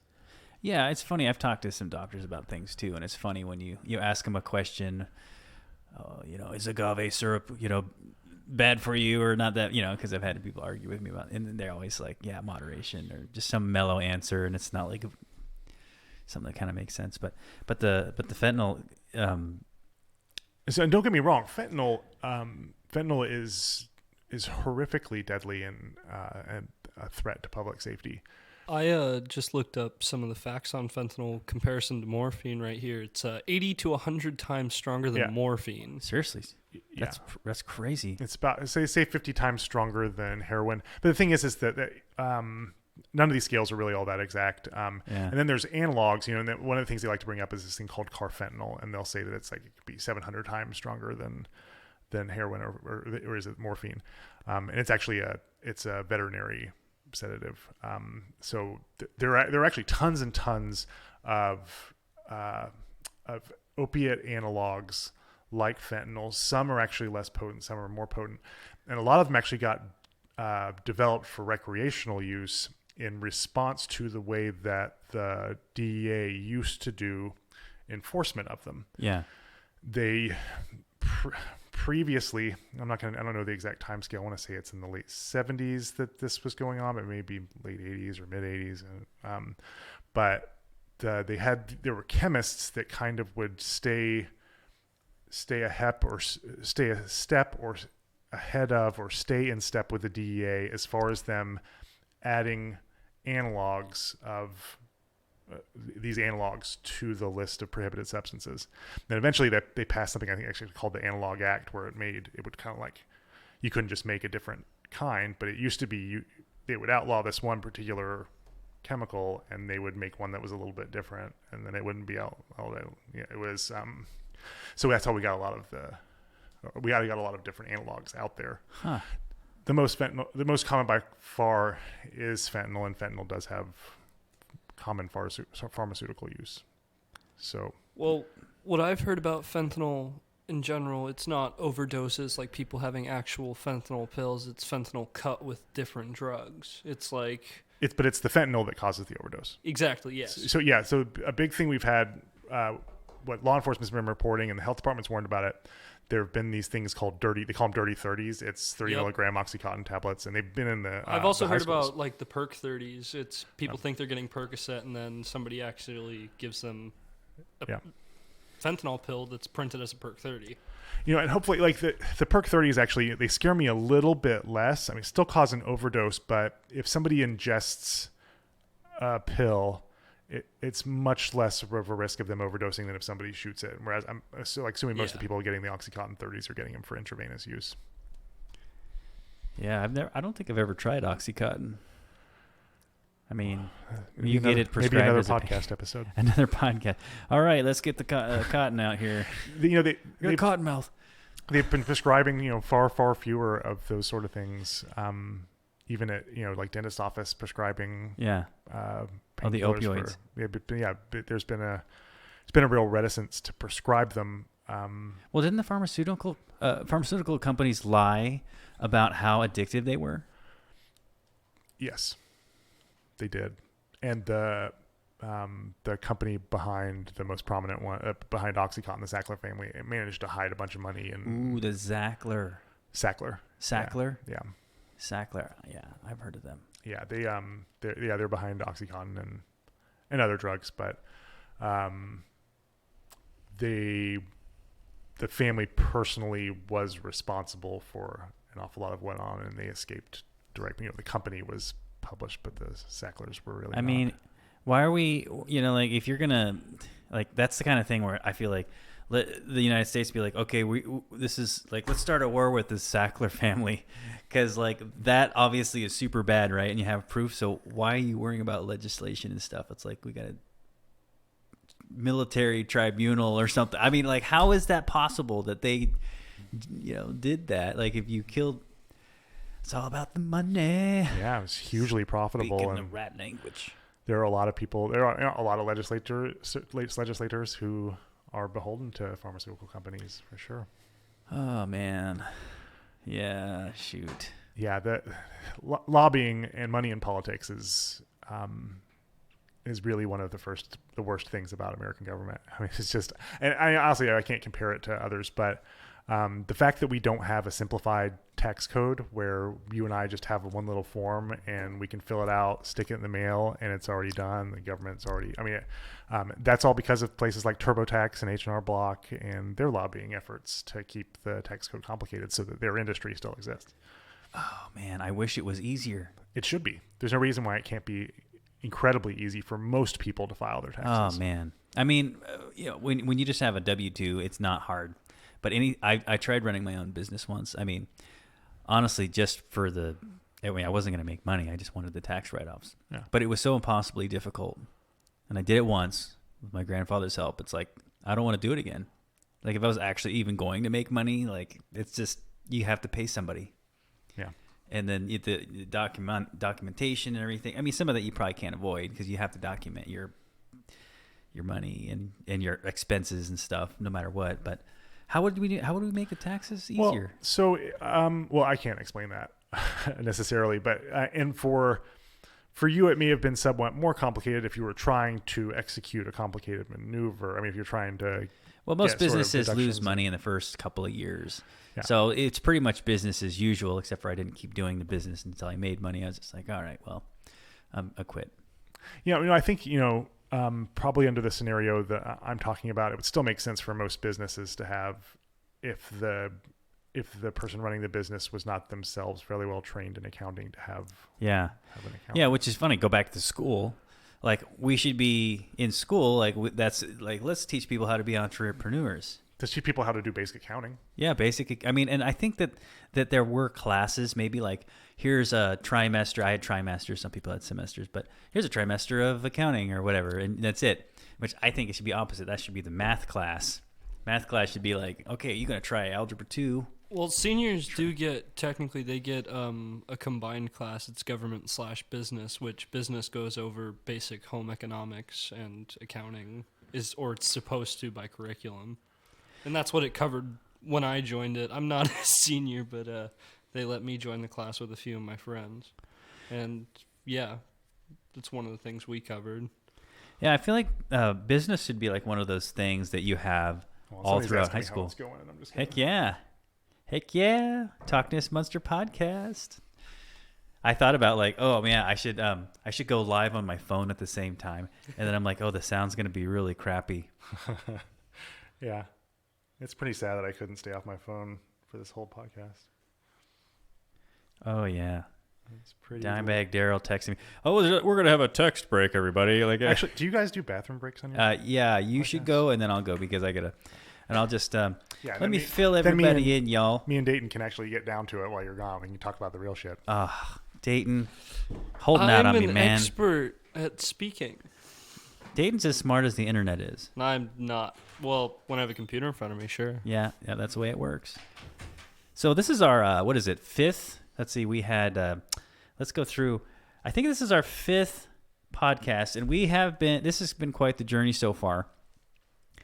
We did pretty good the first 2, not loud enough, so we raised the volume a little bit, and then we had Dan Hasselschwert on, and then overloaded the machine a bunch. That was crappy. I hated that. Yeah, dude. But then we got it down a little better for the last one with Sean, physical trainer, and it was a little too loud. I went back and listened. I didn't have any complaints, but I want it to sound really good. So I adjusted it, spent some real time this last week, and I think that, how's the sound looking? Has it been in the yellow or? It's been mostly just in the yellow the entire time. That is perfect. As I'm seeing it right here, it's always in the yellow. It touches red, but it doesn't go into red. Oh, perfect. You can touch the red. If I get really loud and the whole thing turns red, that means it clips. Yeah, the whole thing is not turning red by any means. So this podcast they're pretty technical to get everything super dialed in, between like the sound and the video and the lighting and we had to set up the room, and it's not an easy endeavor. I'd say this is probably like the smooth sailing point. It seems like, but there are even small things like the microphone stands that they're connected to the table, and this table has it's kind of tapered. It's not square. Yeah, no, it's a very like rounded edge. Yeah, and it's nice, but the mics just don't like it. It's like the only other way I can get them to stay on. I got these little grip pads on that they have these clamps that they clamp on the table with, but they kind of start slipping off. The room gets really hot, and then the glue on the sticky pads starts sliding off the table. So there's just so many different little things. It's a very technical thing. You might think, oh well, it doesn't look super complicated, so it's not. But the podcast is actually the most complicated thing I have ever done. Oh man, is it my time? Yeah. All right. Well, you can go ahead and sing to everybody. What do you guys want me to sing? Dayton. Never Gonna Give You Up by Rick Astley. All right, you got to wait till I leave. I'm not going to rickroll everybody. Oh, come on. Never gonna give you up. Okay, that's all I know. What's the next? Never gonna let you down. Oh, man. Never gonna run around it. Isn't it Desert You? I thought Desert was the second one. Never gonna Yeah. say goodbye. Never gonna make you cry. Never gonna survive or desert you. On that note, I'll be right back. Not that everybody doesn't already know that. Don't hold like some sort of note reading machine to that, please and thank you. So when did you start doing online school? I started doing online school about 4 months ago. And before that, were you in Newport or I was no, at Eddyville? You sasaid Eddyville. Eddyville sorry. Charter. I've been in Eddyville since 5th grade. Okay. Before that? Before that, I was at Newport. Okay. So. So why'd you go to online?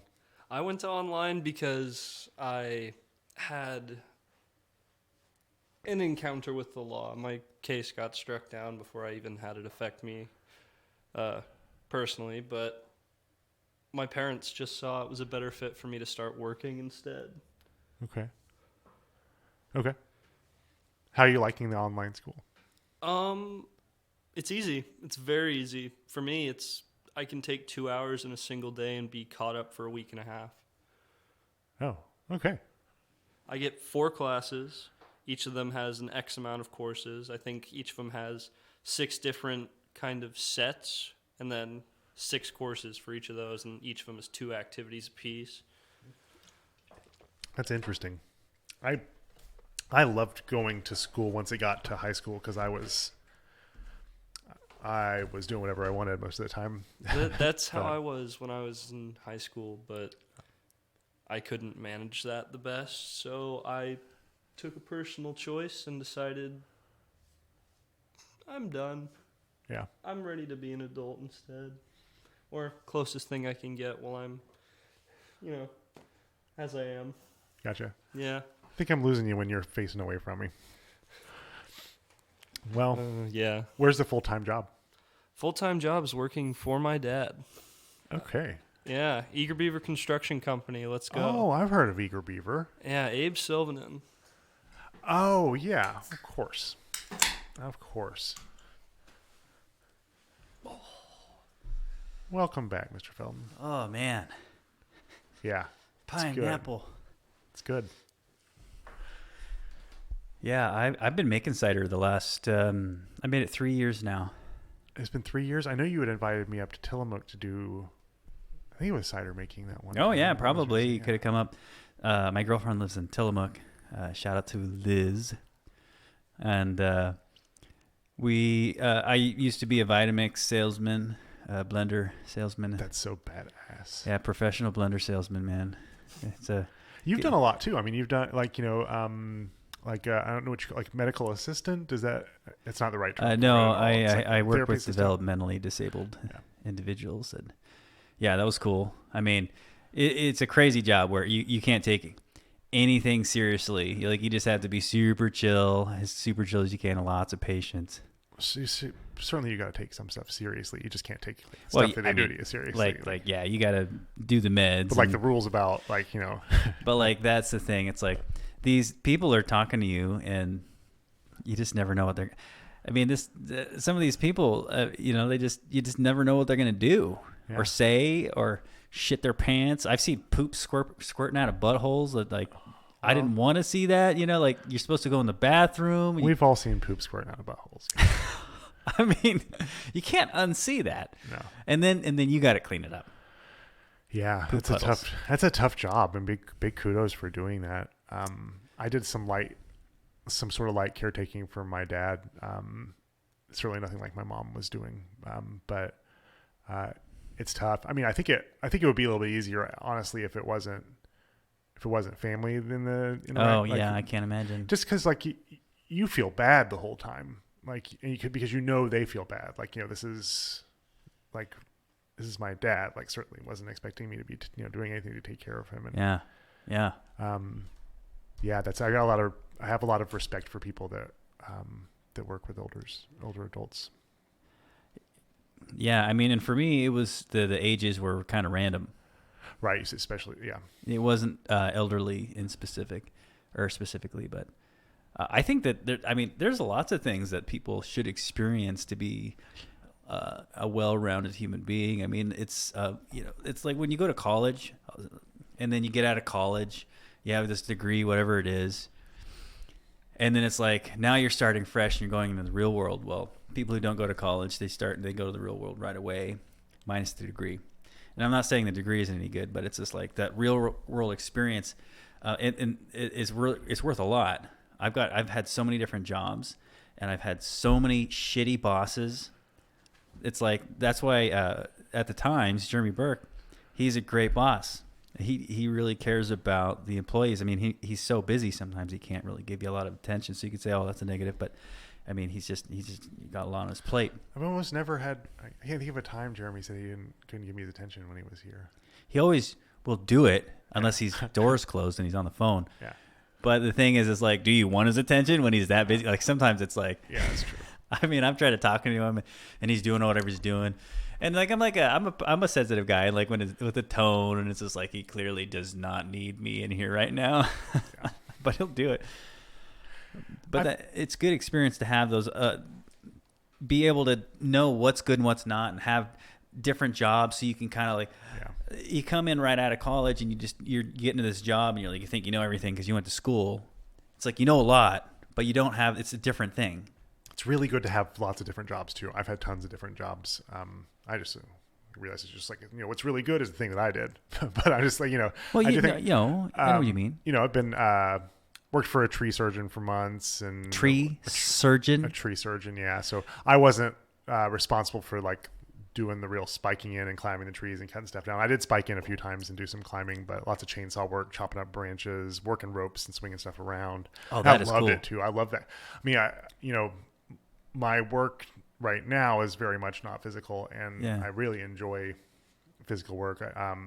For about 6 months, I was the foreman of the grounds crew at a country club, and mowing grass for golf is different than doing your yard. And for that, I started in the job just as a member of the crew. It was just the job I get. My sister actually worked at the country club. And then got promoted to foreman within about 2 months, just kind of like doing You get to be the foreman?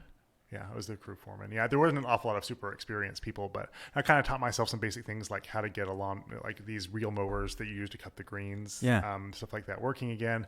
And we had gotten a new superintendent, and I made sure I would do things the way that he liked them done. So it just kind of worked out that way. Country club.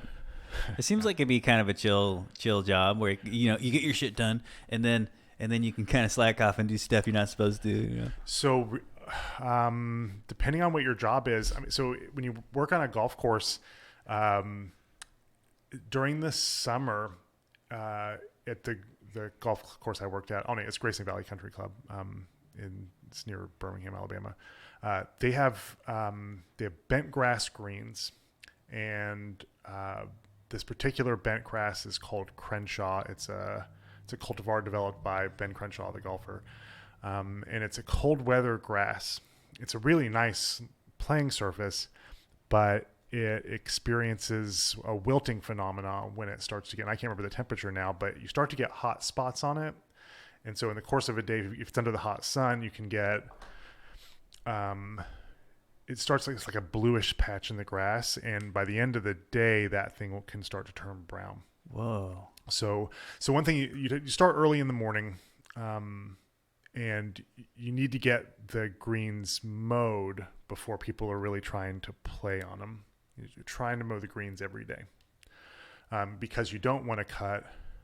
It's the rule of third. You don't want to cut more than a third of the plant, and you have to keep the greens short. So you could let them go for a couple of days and they might be short enough to play on, but then when you cut them the next time, you could kill a bunch of them and then put brown stripes across the green, and it was kind of delicate.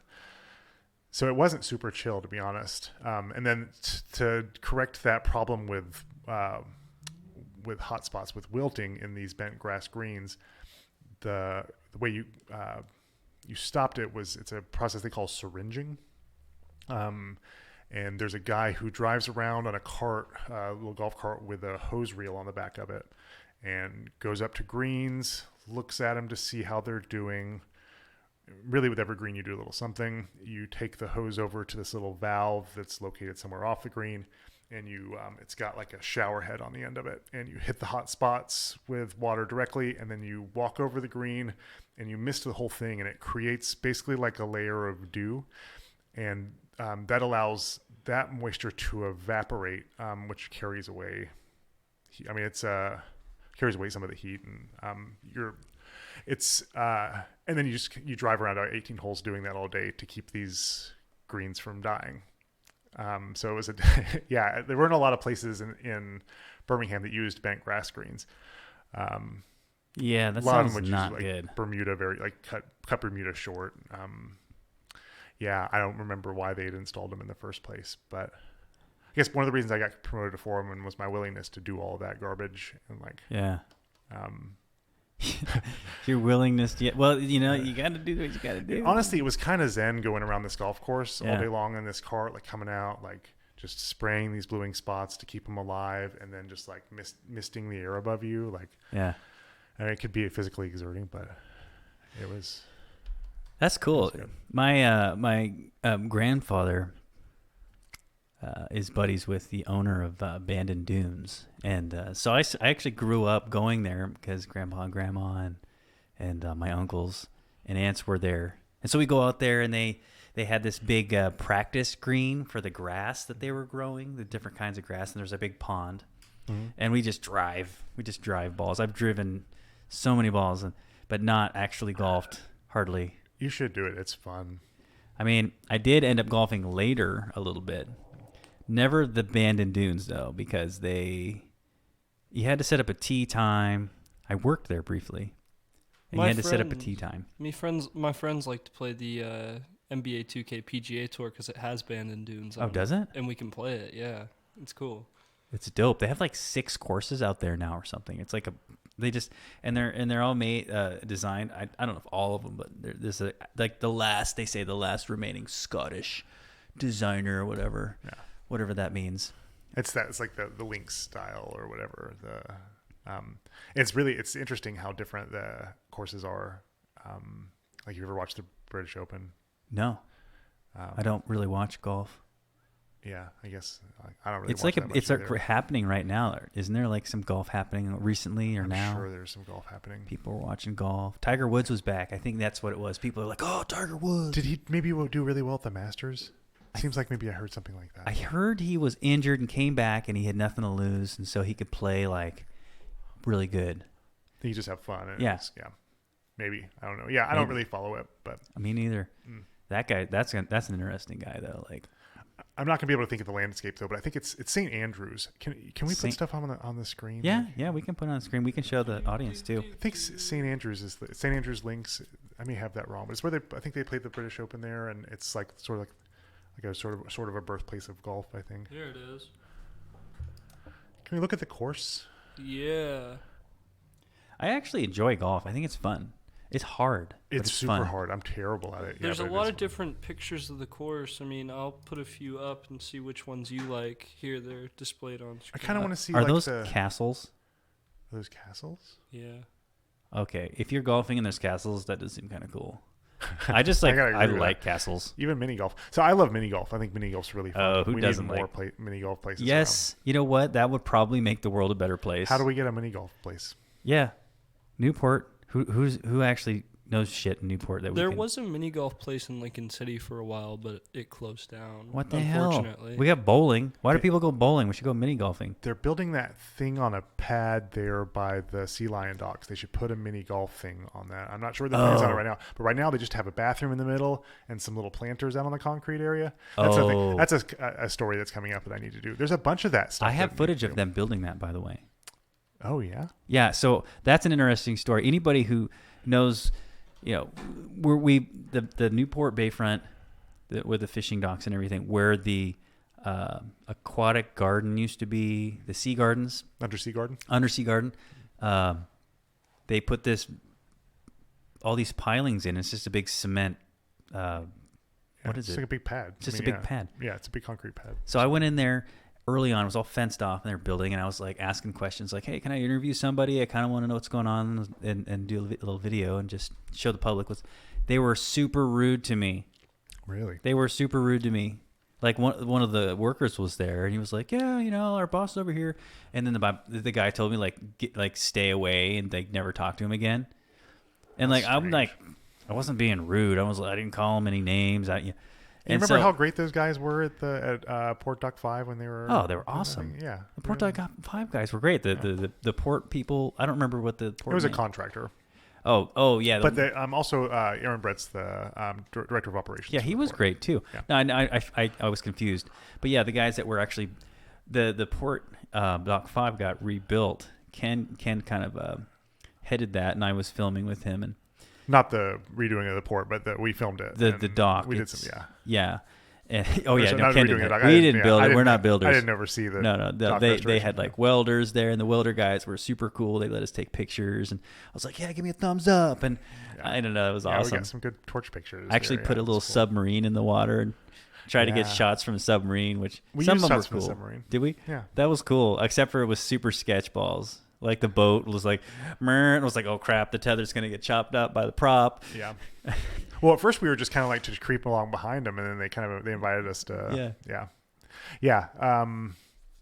There's a lot kind of going on down there at the bayfront that I haven't gotten around to reporting on. Well, it has changed quite a bit since 2016 when I first moved here. I've been here. I spent a lot of time here before that, but it's. I think Clearwater came in right around that time. Which is right there by where we're talking about. There at the Sea Lion Dock. Yeah, it's right next to it. That and without the undersea gardens, it's like you're taking away from.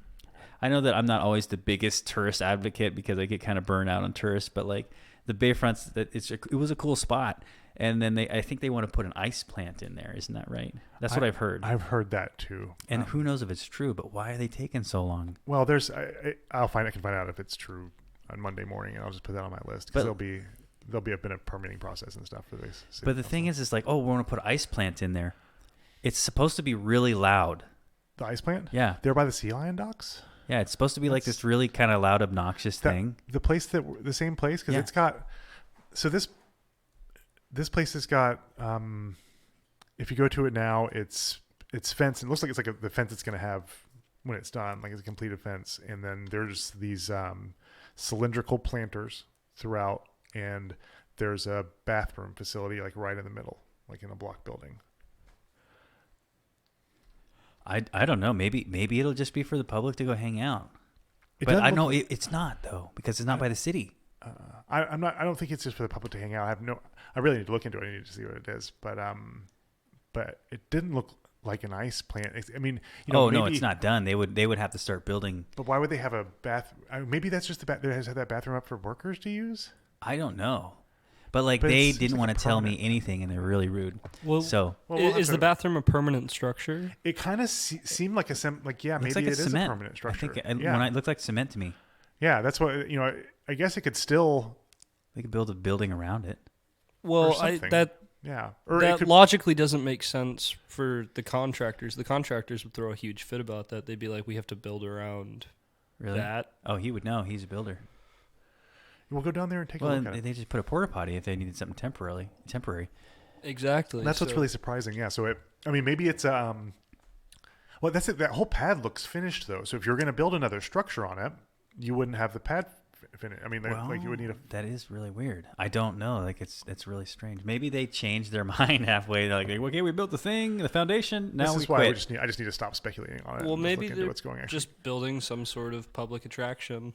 Who knows? Yeah, it could be. It could be it could be public parking. That'd be rad. That would be absolutely amazing, especially on the bayfront. I mean, it's not that big. I don't think it's going to be. It'd be like parking. What, like honestly, 10 cars at the most? Honestly, I don't want to see that place used for public parking.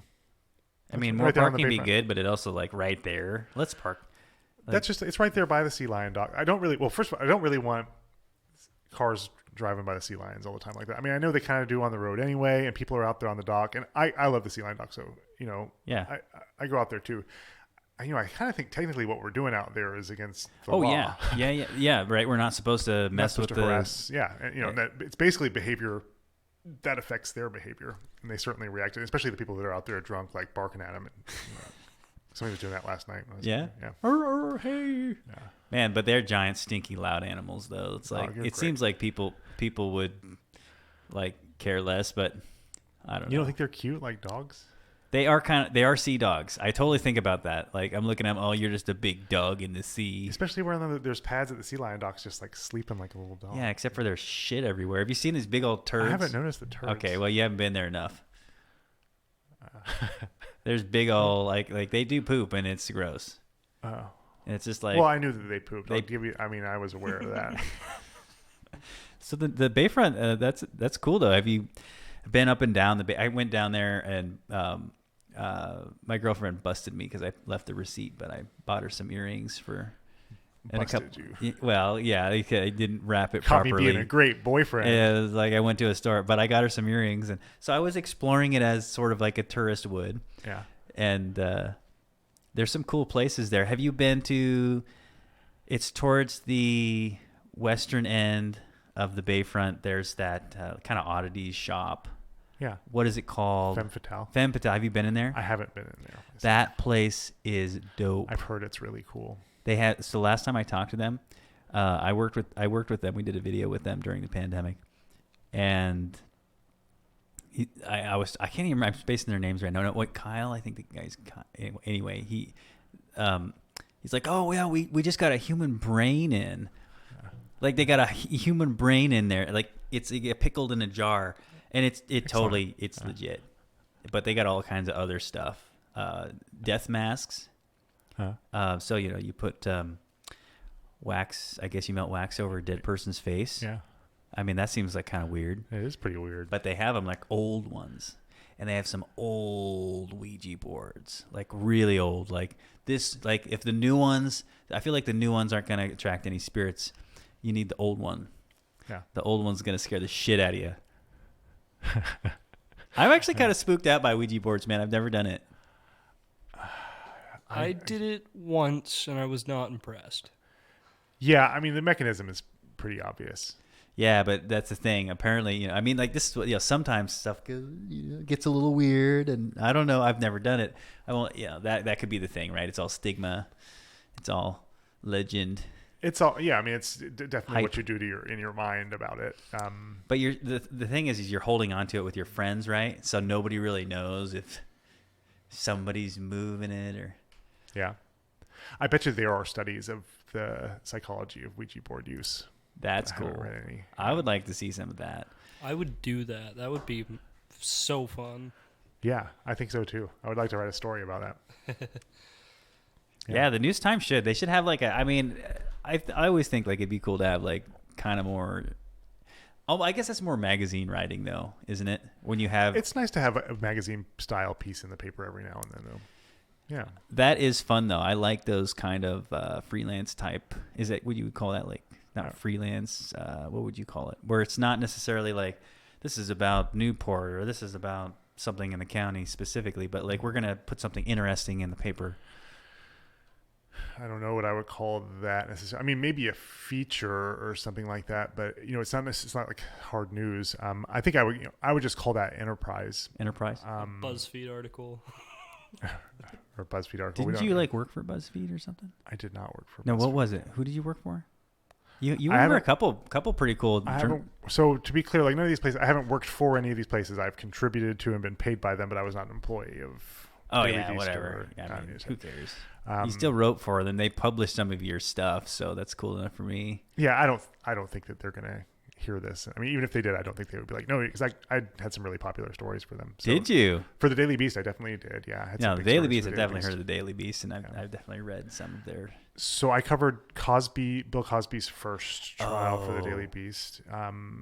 The first proceedings before there was a mistrial declared. They brought the case again, and he was ultimately convicted and then released again after the Pennsylvania Court of Appeals ruling. So you were there? Did you meet him? I didn't meet him. I saw him. I was in the courtroom with him, but he didn't introduce himself to press. Were you there when he was like, hey? He didn't say hey. He was, he came in led by a big bodyguard, like kind of holding on to this big bodyguard's arm, and as he walked through the gate, he seemed to kind of try to sit down, the little gate in between when you walk to where the tables are. He kind of tried to sit down a couple feet before he got to the table. So either he was faking being really blind or he's pretty blind, and his bodyguard had to kind of help him sit down. He seemed really frail. I mean, I can see somebody playing up as much as, I'm not saying he did. I would just assume I probably would if I was accused. Would tell, I'm so. Oh yeah, totally. I thought he was awesome up until all that stuff started coming out. Like I was like, oh man, I want to see Cosby in a stand up. I want to go see him or whatever. And then when that it became clear he was like raping chicks, it was like the evidence is really strong in that too. And like the public and the press will often sees more than juries see. But the problem in that case, it wasn't that they didn't have evidence because he was convicted and he was in prison. And then what the Supreme Court decided was that that there was an agreement between Cosby and Bruce Castor, who was the district attorney of Montgomery County? Montgomery County at the time? I'm just trying to remember I think it's Montgomery County where the trial was being prosecuted, but I'm probably getting that wrong. He had an agreement with Cosby that he wouldn't prosecute him, and the idea was that would keep him from being able to invoke Fifth Amendment protections in a civil suit. So Bruce Castor said that he didn't think, because of some problems with the evidence, that they could proceed with prosecution, and he wanted to provide the opportunity for the victim, in this case, Andrea Constand, to get a monetary award if possible. Huh. And she did. There was a civil suit, and she got a monetary award. Then I'm not even going to try to get the timelines right in this. I think it was 2016, 2015, maybe, when the race was. There was a race for district attorney, and the guy who won, one of his it wasn't part of his platform. One of the things he said when he was running was that he would prosecute Bill Cosby with new evidence that had come to light from depositions he'd given in a civil case. And he did so. And the prosecution the defense in that case had actually initially had tried to have the case dismissed because of this agreement with Castor, supposed agreement with Castor. But the judge wasn't buying it then, and was, part of it was that the district attorney wasn't really, authorized to grant immunity. There's only judges that are doing that. And, but the Oregon Court of Appeals disagreed. This was a couple months ago, and he was freed. I think they're probably appealing it somewhere. So he's free right now? No, I guess they wouldn't be appealing it somewhere else. Never mind. Sorry. Yeah, Cosby was released. Is this like an OJ number 2 type of thing? It's a really different circumstance than OJ. I mean, there were serious problems with the way that this was handled when Constand first went to the police, and yeah, there were a lot of problems with it that are very different from OJ. But a lot of it in this case stems from a problem with the culture of prosecuting sex crimes that it's difficult for women to come forward, and they face reciprocity for it. Wasn't there like a ton, like 20, 30? Cosby? I think he's got over 60 accusers. Okay, it was a lot. He's got lots. It's like, okay, well, I mean, it's like also this is like way after the fact, so it seems like that would be a factor. Like how do you prove it, like based on what they're saying? And it's not all way after the fact. I'm not sure what the time scale is for some of them, but with some instances there are contemporaneous mentions. So what you'll hear is that such and such told somebody else about it at the time, but they didn't necessarily report it publicly. Okay. So, but so many of these, with the exception of the Constand case in Pennsylvania, had exceeded the statute of limitations, so they couldn't be prosecuted anymore once they were public or known to law enforcement. Okay. Yeah.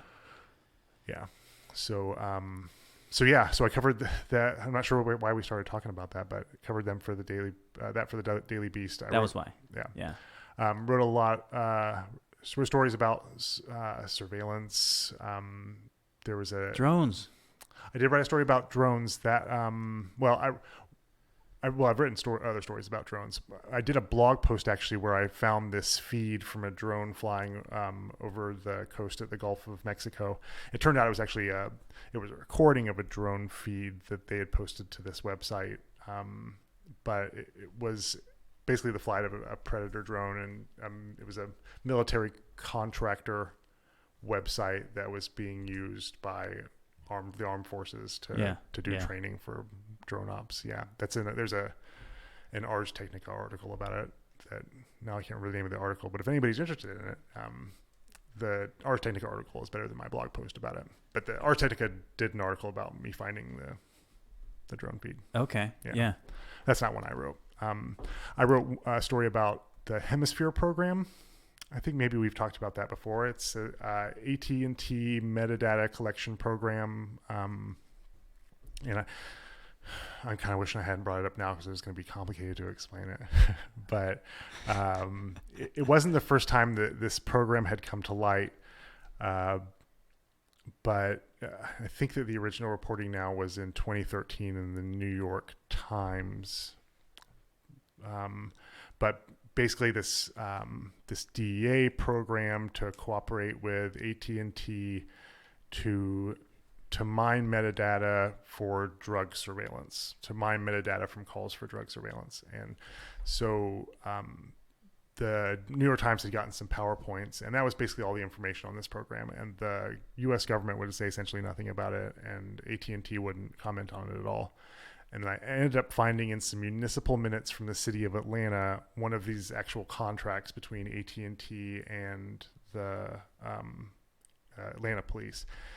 And it revealed that this program was more like an AT&T product. So, AT&T has most of the switching equipment, the hardwire telephone equipment in the United States. They have the second highest number of wireless towers. So all AT&T customers, and then all these other customers from other phone companies that are using AT&T's infrastructure to place their calls. And AT&T retains for longer all of the metadata associated with the communications through its infrastructure. And that's the things like time of call, length of call, the number that placed it, and the number at 2. With cell phones, you add additional stuff.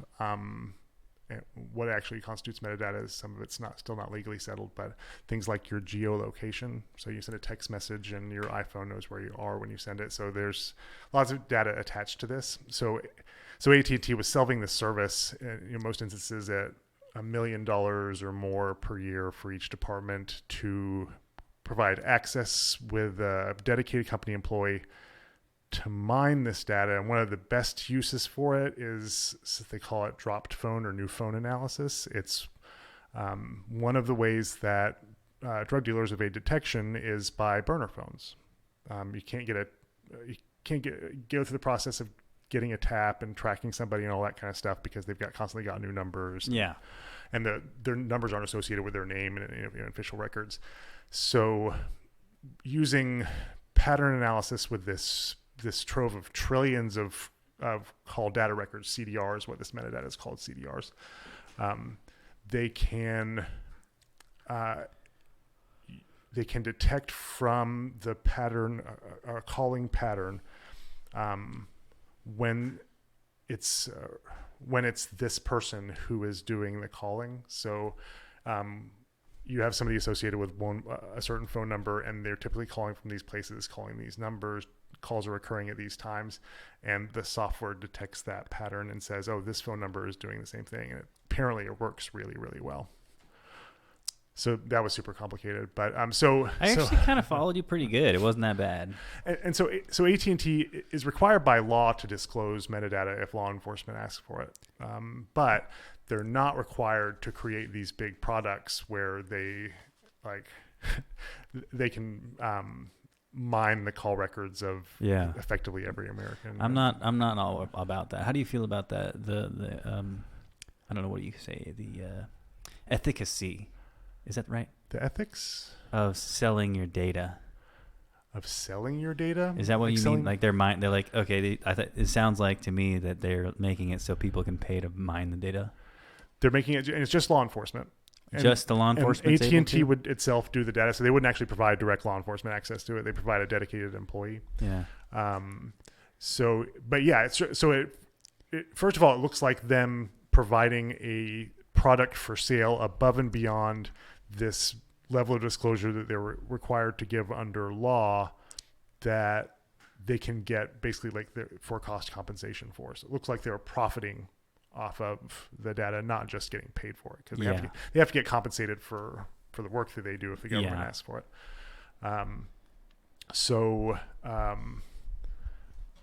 But one of the most problematic parts of this arrangement was that it required that, if at all possible, basically that the public agency, if it uses the Hemisphere program's data to bring somebody to court, it's not supposed to reveal that the Hemisphere data was used to prosecute the person.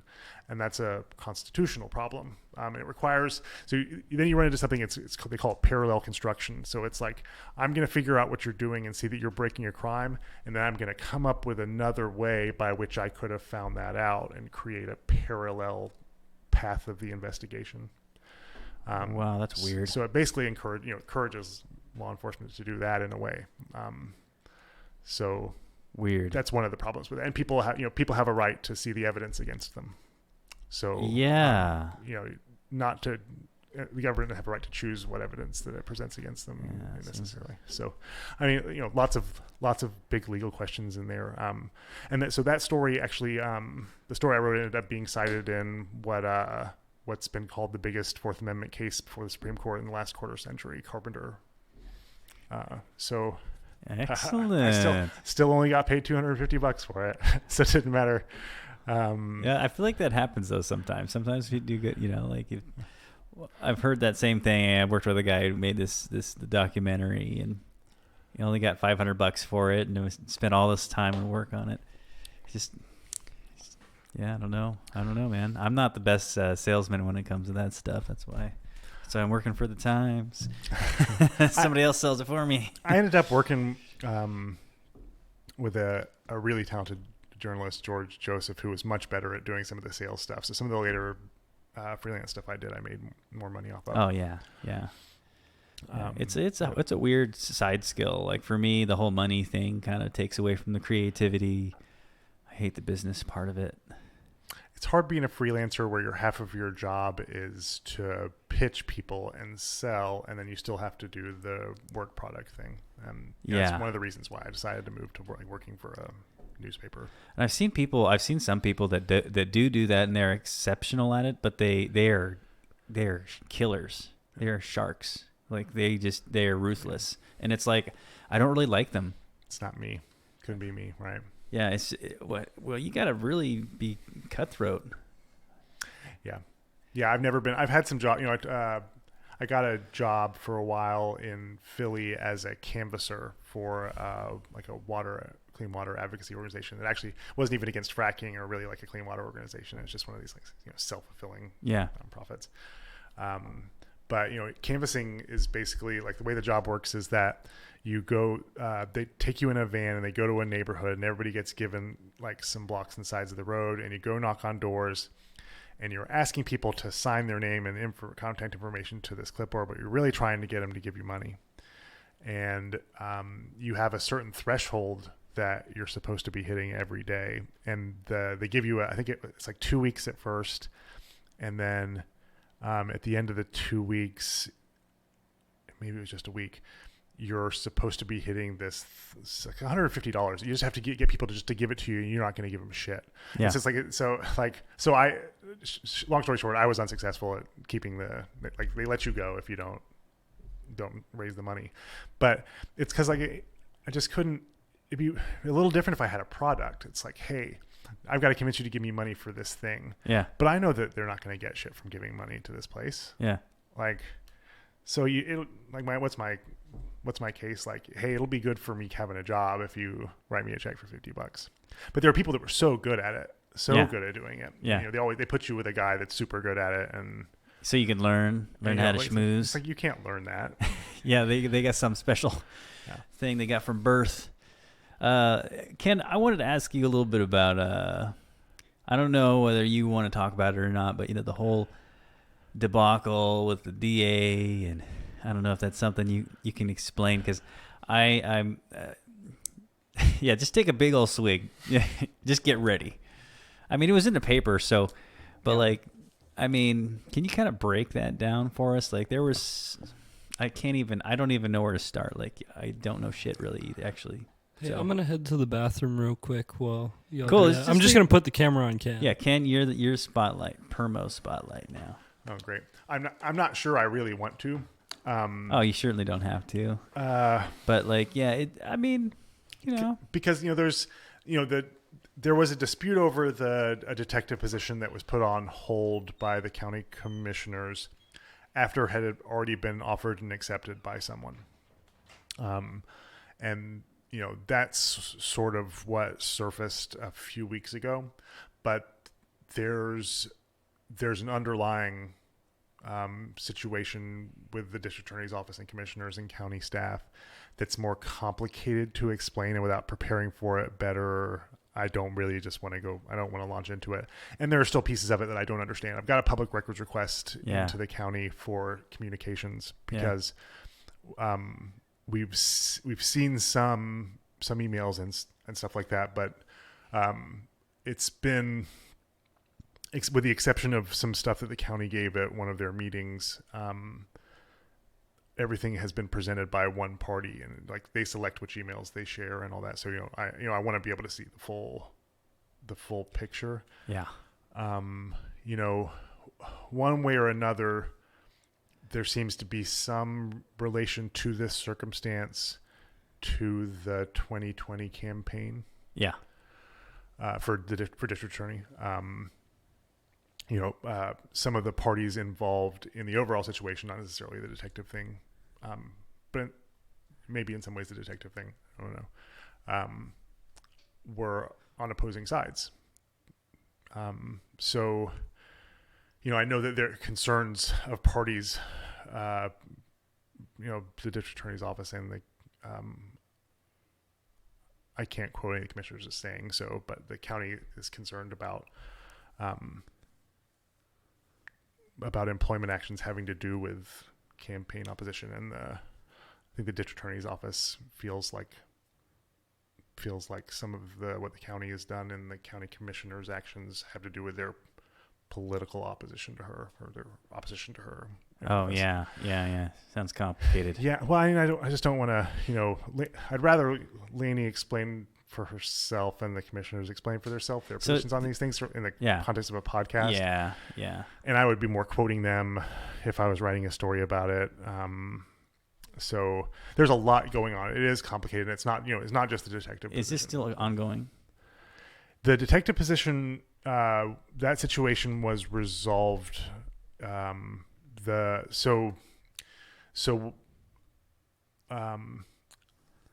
district attorney, she said she believed that putting the position on hold was part of a pattern of retaliation against her office. The commissioners said that they'd sort of flagged the position because the district attorney had asked for it to be made non-union. It had been a union position, and they said that doing that would violate labor laws, that the union probably wouldn't be okay with it because it would take away one of their union positions. And then that they had concerns about the job description, and those were related to duties of internal investigation, like investigations of other county employees and employees of other government agencies. And eventually what happened was that the commissioners directed their staff to sit down with the district attorney and revise the job description. And then a few days ago, or I'm sorry, it was last week now, the commissioners announced that they had approved the change to the job description, and they could go ahead and bring on the new detective. And she's supposed to start May 2nd. It's Detective Abby Dorsey. She's been with the sheriff's office, I believe, for 23 years, I think is the number that I remember hearing. And writing, I've written it, so I think it's 23 years. Nice. She's supposed to start May 2nd. So, but there are other issues going on between the district attorney's office and the county commissioners and staff. I'm not sure how resolved those are, but it's definitely something I'll continue to take a look at. They don't really a lot of these are considered personnel issues, and it's in a lot of cases, some of these records are exempt from public disclosure, and as policy, the county doesn't talk about them. So I'm not sure what all that we will necessarily eventually know. But So, but the article is still, you can still find it on News-Times website. Yeah. There's an article about the position getting the nod from commissioners. Mm-hmm. And it kind of wraps up the other stuff. Yeah, I was pretty aloof when it came to that. I mean, some of that weird local government drama that I didn't quite understand. I just knew some of the people who were involved. I mean, I worked with Lainey briefly on her campaign before she became the DA, and I don't think I've seen her since. But as far as she seemed all right to me, whatever she's doing. But I don't know. I haven't been paying that much attention. I'm the video guy. Just kind of hunker down and do this video stuff. Video stuff. Yeah. It was a pretty unique situation for it to come out in the public the way it did. Yeah. So, I think we're going to know more. Like I said, I'm still waiting on public records request that has to do with this detective position and some other subject matter that I think is going to be helpful to understanding the total picture. Yeah. So I had this other question for you. You came from Alabama. You weren't in Alabama when you left. I was in Nebraska and came here. So yeah, so I was raised in Alabama. I was born in Illinois, raised in Alabama, and had returned to Alabama from the Northeast Mid-Atlantic for about a year and a half, where my parents still lived. And then took a job with biweekly paper like the News-Times is, but much smaller, in Ogallala, Nebraska, the Keith County News. Mm-hmm. And I was there for 2 years and then came here. You've been here for about 2 years now, haven't you? It's been more than 2 years. Yeah, 2 years, 2 months. Crazy. Yeah, it's strange. Went really fast. Oh, man. Yeah, so you got here and things are still pretty normal. I mean, they weren't totally normal. Yes, I mean, things were still mostly normal. Yeah. Yeah. And what was it like? What's this place as somebody coming out here for the first time? Because you'd never been to Oregon before you came here, right? I mean, obviously you had to drive as far as through Oregon as you did, but this whole experience was your first Oregon experience.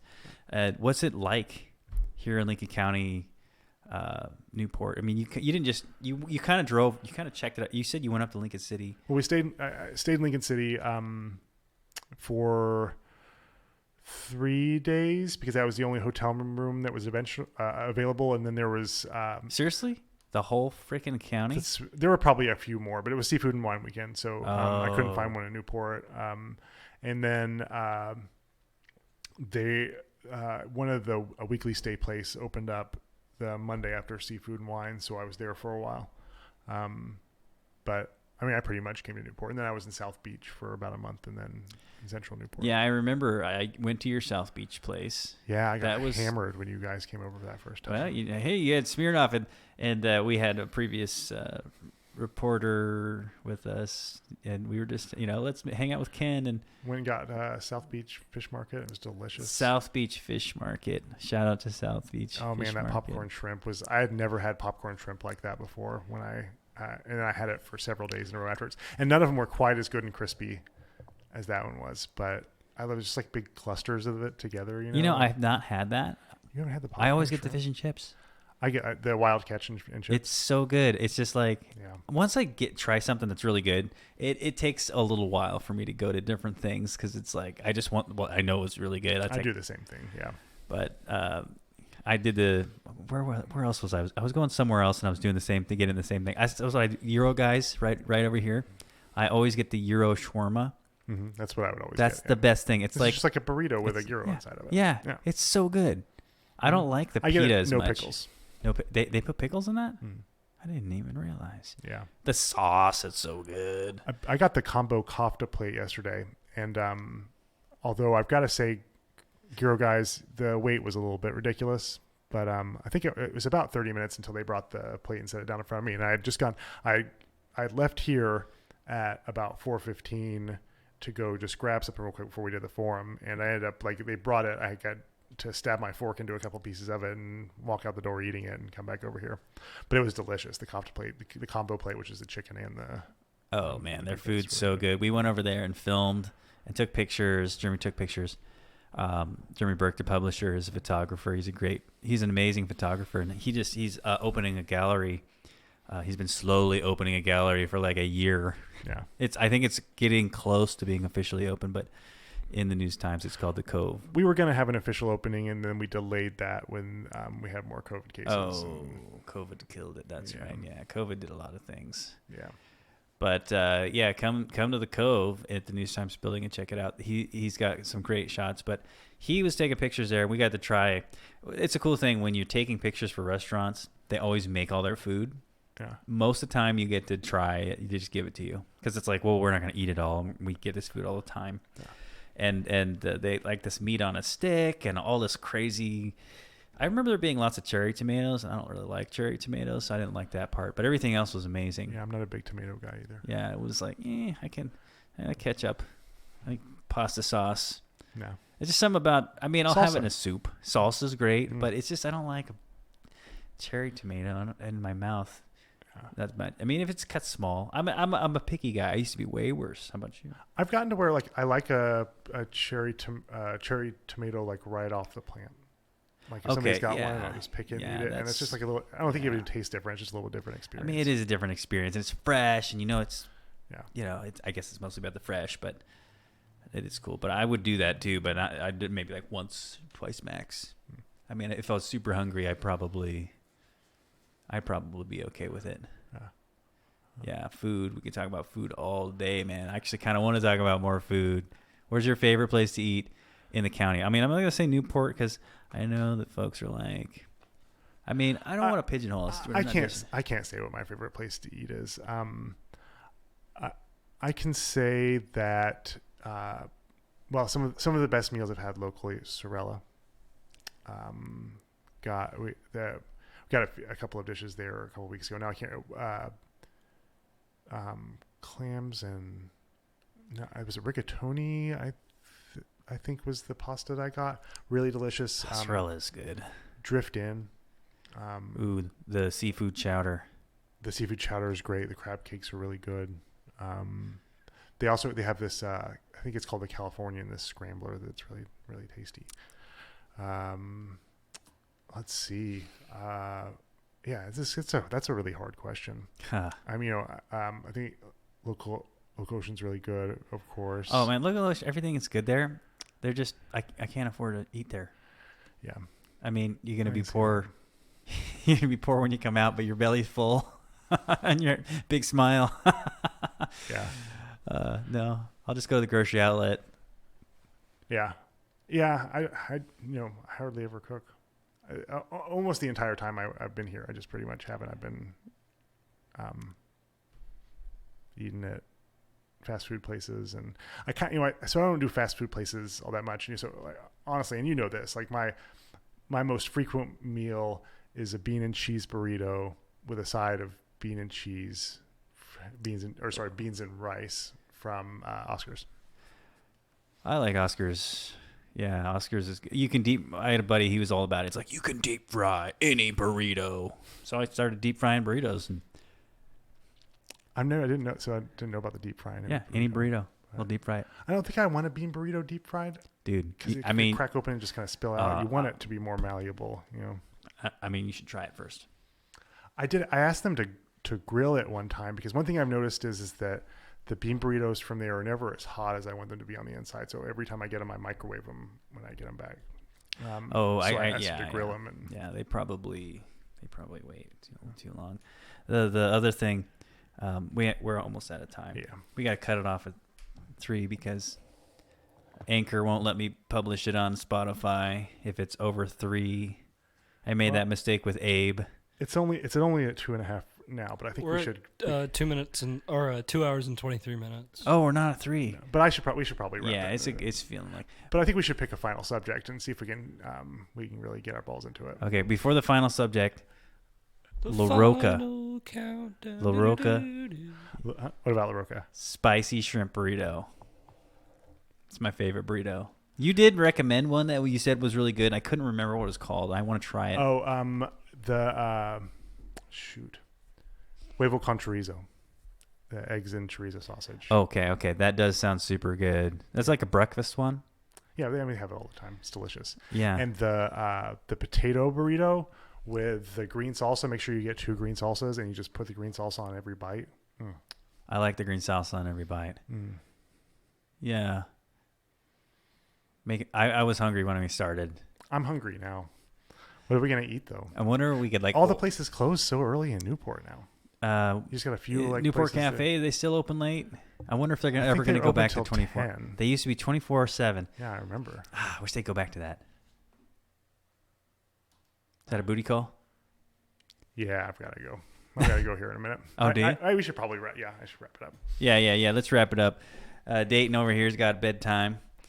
No, that's not true. These old farts, he just chugged down a Mountain Dew. He ain't going to bed anytime in the century. All right, Ken, I appreciate you coming on. Thanks, Dayton, for your hard work. Thanks for having me. I feel like I was really boring, Casey. Oh, dude, you weren't boring at all. We talked about Bill Cosby. We talked about homelessness. We talked about crazy fentanyl. Yeah. I mean, we covered a lot of like real subjects. We covered a lot of ground. Yeah. Cheers. Yeah. Cheers. Yeah. Good cider too. Yeah. Thank you. All right. Well, I think we'll call it. Hey, thanks for listening, everybody. We'll have next week. We're going to have Paul Skidema, a video game developer, ex-video game developer. He helped develop some, Tom Clancy video game. He had some hand in either the company or the building of Duke Nukem. That's right. And I'm pretty stoked to talk about video games with Paul. So thanks for listening, everybody. Have a good night. Thank you, everyone. Bye-bye. Laptop.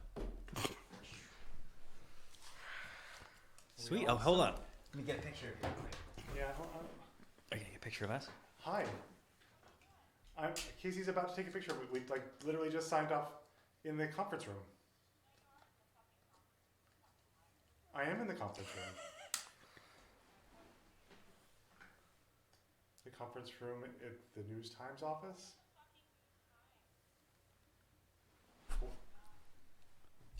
Yeah, I am.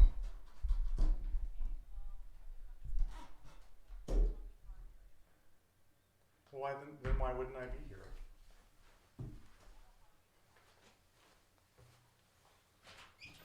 Guys, would you excuse me for a second? Yeah.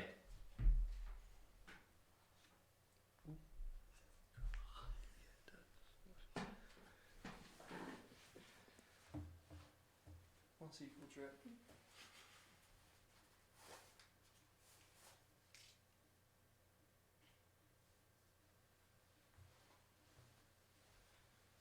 Alright. Watch and learn.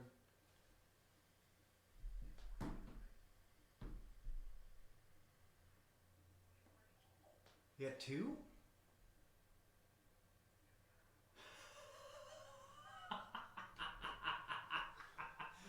I've never seen that before. That's a new technique. We're going to have to document that at some point here. Well, we'll just take a shot from the podcast. Oh, yeah, we got to stop the recording. Oh, yeah. That's fine. Well, at least we got it. we were well under.